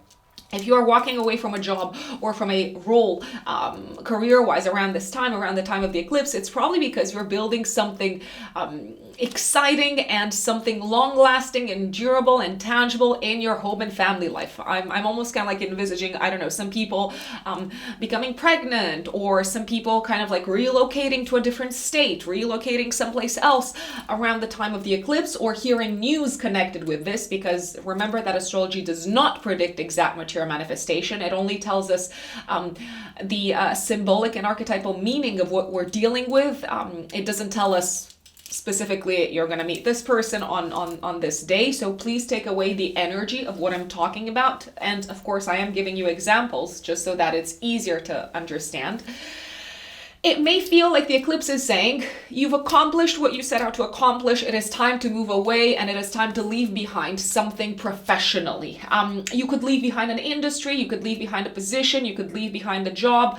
At the same time, you could also feel like you have reached the peaks of your profession, and now it's time to like make room for the building process to begin someplace else, most importantly in your private life, my dear Aquarians, especially Aquarius risings.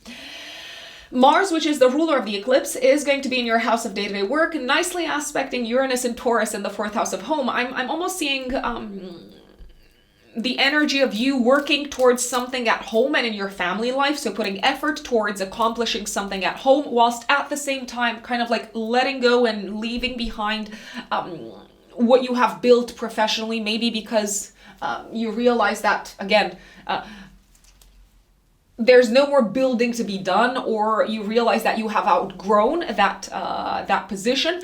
I also see a culminating point, a culminating moment around this time for parents, for your parents, my dear Aquarius, or for the parents of your partner if you are in a relationship. Something significant could happen in their lives connected with their health or with their jobs.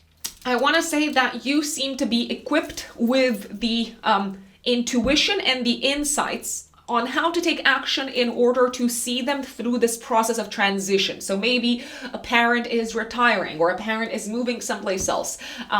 Maybe they are going through I don't know, like the process of being made redundant a parent. That is a possibility. But you seem to kind of like to step in very intuitively and in like a almost like a spur of the moment kind of way, guided by instinct and guided by original ideas, and you seem to help them through the process of dealing with the aftermath of whatever is reaching a culminating point in their life. Mars is nicely aspecting Neptune in your second house of income. If you are leaving behind a role, a job, a position, or an industry professionally, it's probably because you're already working on something else and you are in a good place financially, I want to say. So you seem to not have financial worries, and even if you don't necessarily have something lined up professionally, once again, you seem to be in a good place financially. So you're not stressed financially, which I imagine is a big plus, I'd say. 7th of May, Venus moves into your house of work and health until the 5th of June. You may enjoy the work that you're doing throughout this period. It could also feel like you're putting a lot of day-to-day work into matters connected with home and family life around this time, my lovely Aquarians. You could also have a lot to do on your day-to-day to-do list connected with higher education and academia. So throughout this period, you may actually enjoy working on academic projects or working and collaborating work-wise with people from a different country, from a different culture. You could also be learning something about a new culture throughout this period that helps you in your day-to-day work. This also seems to be a very enjoyable time when it comes to focusing on your health. So if you've been meaning to, I don't know, start a diet or start working out or something like that, it does feel like it's an easy and a smooth process, and you also have by your side people that can help you and guide you throughout this process, my dear Aquarians. 13th of May, it feels like you are accomplishing something very tangible at work that results in you being appreciated by colleagues or by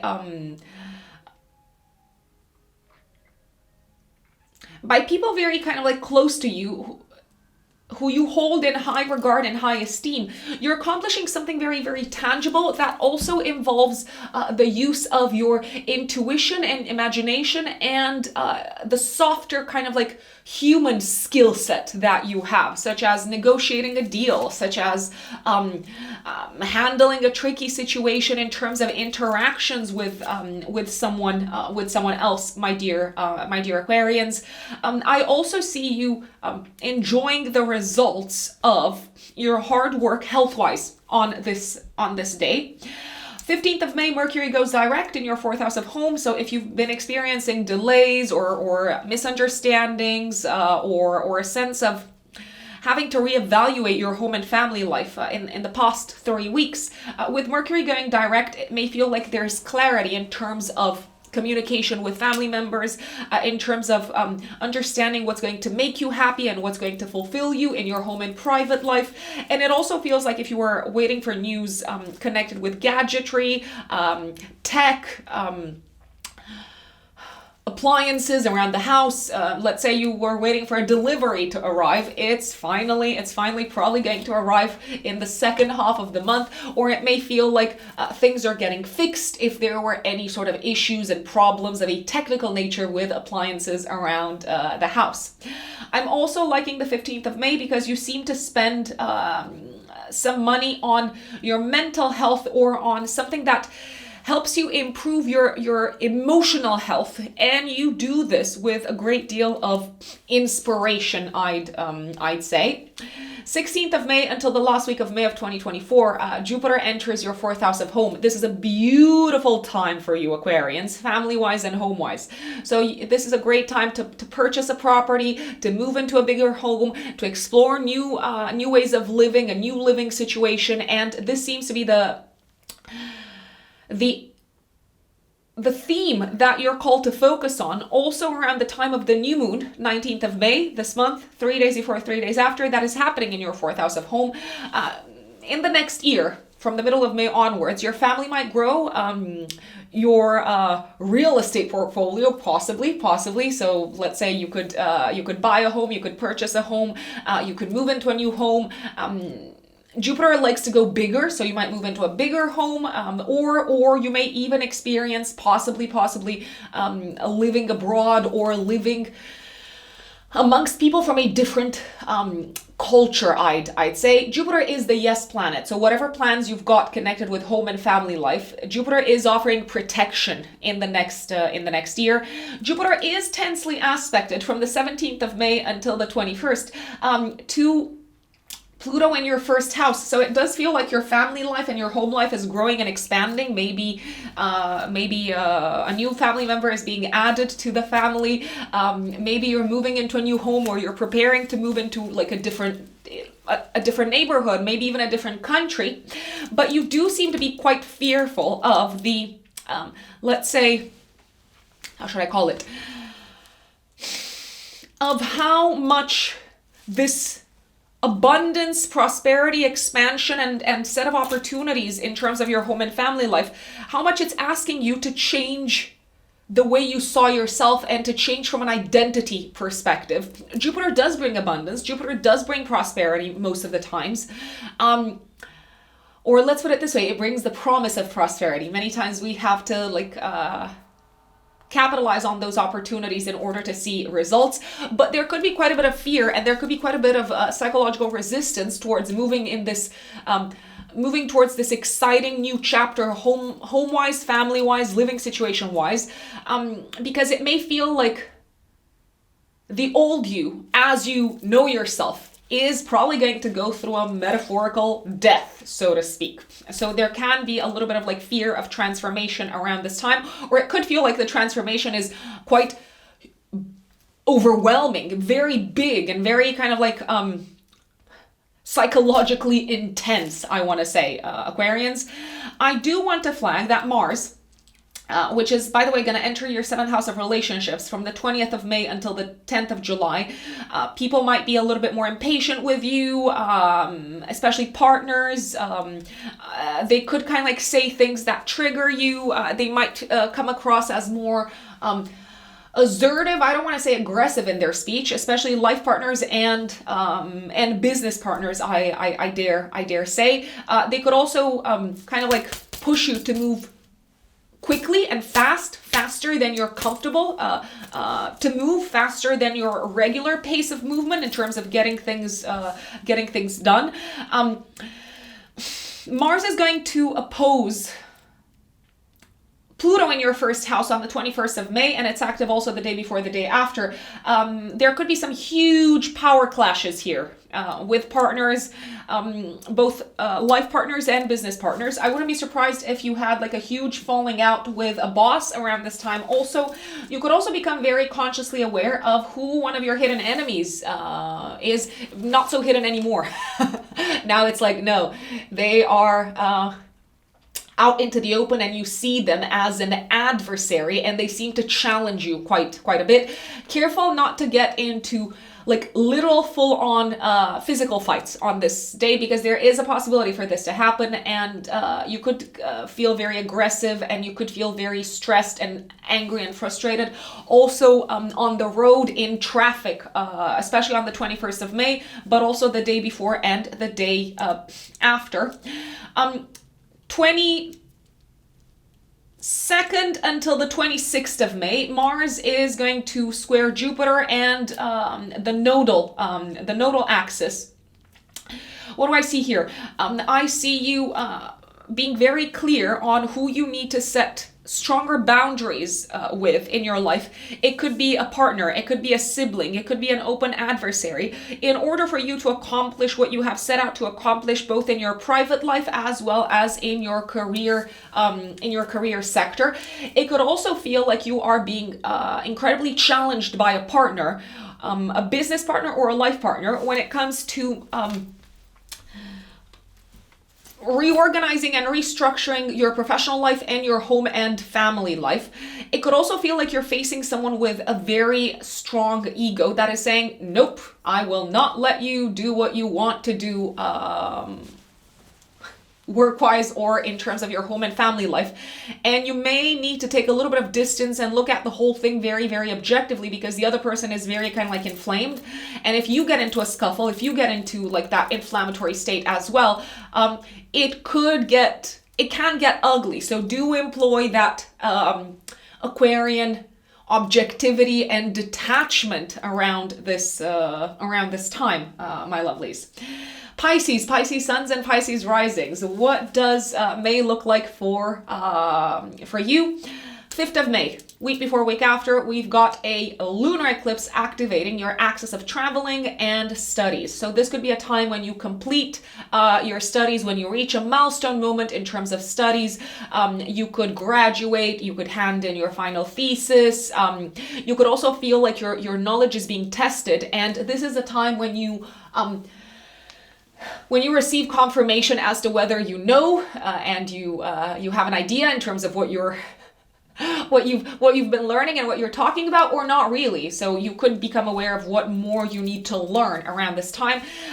Symbolically, this could feel like a time when you release an old set of beliefs and an old life philosophy. It may feel like that is crumbling, it's kind of like falling apart, and it is time to look at the world from a different perspective. On a very practical level, this could be the time when you hear news connected with exams, but also news connected with foreign lands, foreign countries, legal issues or judicial issues. Also news connected with green cards, visas, and things of that nature. This could feel like a peak, a culminating moment. Mars is going to nicely aspect Uranus, which is why I believe that the news is probably going to be surprising, but good overall. It might require you to take some more kind of like action in terms of submitting some paperwork, maybe in terms of moving fast in order to capitalize upon the news, but it does seem to bring like a nice surprise, this eclipse. This could also be a time when it's very clear to you what you want to learn moving forward. That is going to make you happy, I'd say. This could be a time also when you decide to change your car, or your car falls apart and you have to change it. It's a possibility. The eclipse could come with some expenses.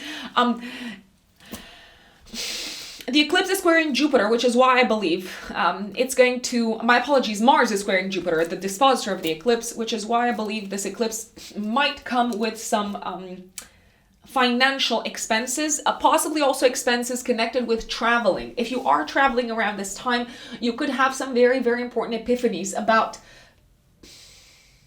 the meaning of life, I want to say. You could also plan an important trip around this time, and even if you don't necessarily realize it at that very moment, it could be a trip that changes your view of the world. It could be a trip that kind of like challenges your current life philosophy and determines you to look at your life from a different perspective, I'd say.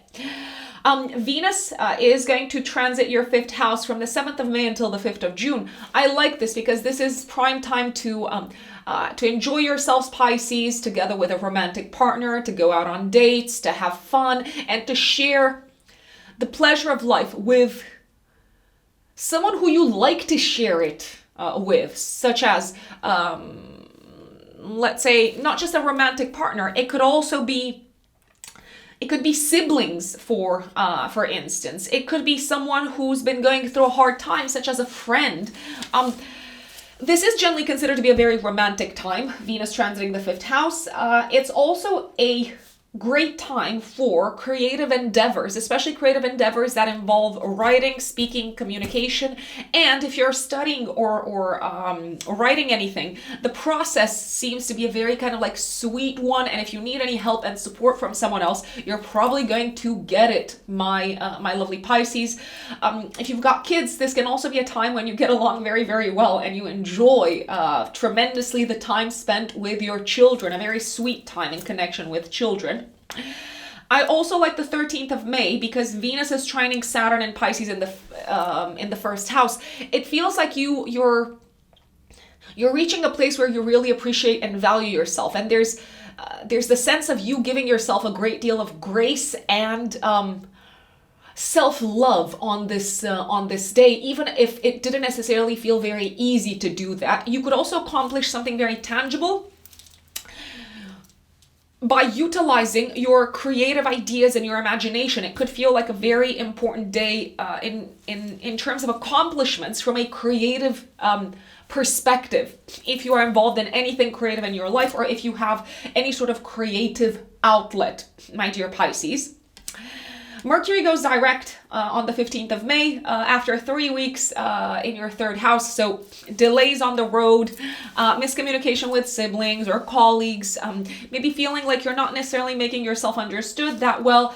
That is coming to a close. That is coming to an end. Also revisiting, reviewing, revising old learning or studies material, which you might have done throughout the period of Mercury being retrograde, that seems to come to an end as well around this time. If you are waiting for someone to buy something from you, or if you're looking to purchase something and maybe you felt like you just couldn't find that perfect, I don't know, sofa for the house, or that perfect kind of like object for your house, or maybe the perfect gift for your partner, it could feel like, yes, finally,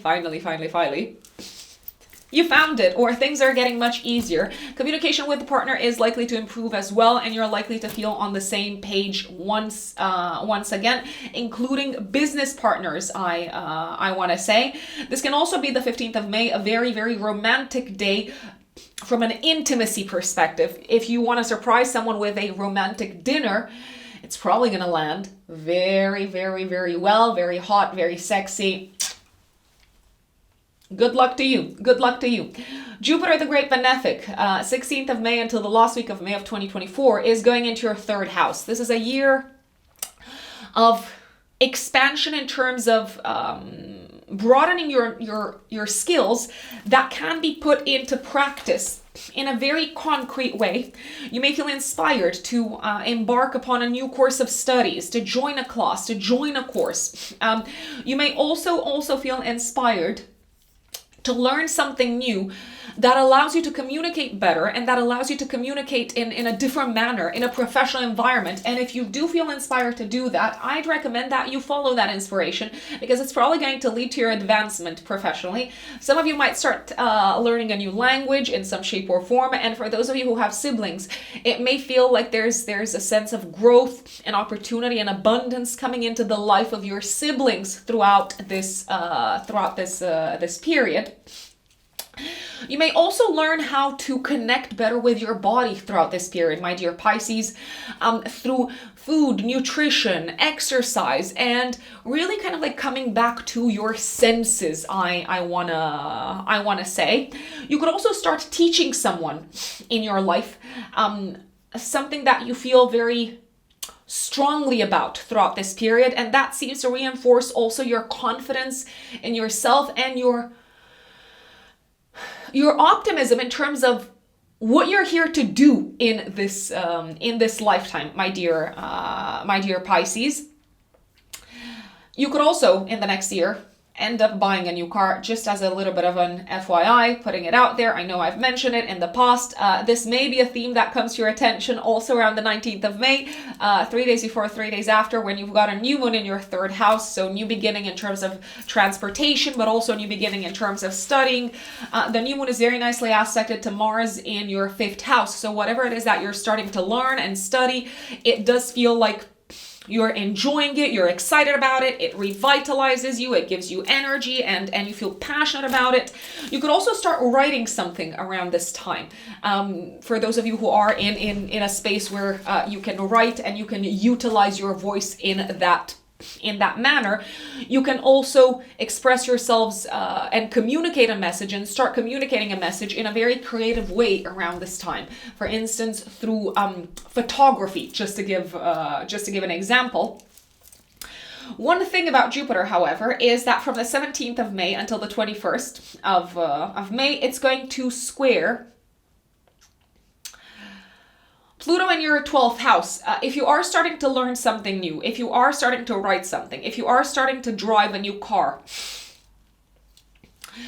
I would recommend not going overboard and doing too much too quickly and too much too soon, because you may hit a little bit of a wall, and you may also feel like you're struggling from a mental health perspective. You may also feel like in order to learn this new thing, to study this new thing, to develop this new set of skills, you have to face one of your deepest fears of a psychological nature, and you may face your shadow as a result, and you could encounter some resistance, I want to say.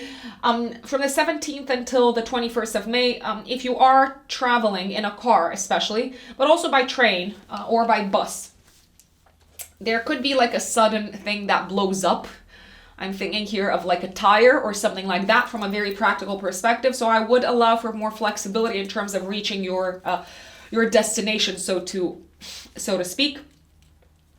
Mars is going to enter your 6th house of health and work from the 20th of May until the 10th of July. You're going to be very active throughout this period work-wise. And in terms of health, you may feel like you've got a lot of energy that you want to spend. So a good way to use this energy is to go to the gym, go running, be very physically active, but careful not to do things too quickly and too much all at once, especially around the 21st of May, also the day before, the day after, because you don't want to crack a bone or something like that. You don't want to hurt yourself. There could be like a health-related incident around the 21st of May because you've tried to do too much, too quickly, too fast, I want to say. This could also feel like a time when you have to spend money unexpectedly, maybe, on your health around the 21st of May. You can also have like an important kind of like clash at work with a work colleague, because it feels like you have been almost, you could feel like you've been betrayed in some shape or form. I would be careful not to do anything too rash around this time, because it may backfire, and there could be undercurrents that you're not aware of, my dear Pisces, at this moment in time. Careful from the 21st of May until the 26th, not to come across too tough and too strong when you are communicating your views and your opinions and your beliefs at work, because it can backfire, especially if you're communicating some very strong beliefs on topics of a religious, political, or cultural topics of on cultural issues, I want to say. So if you believe very strongly in something political, careful how you word it and how you voice it, because you don't want this to backfire and turn into like a big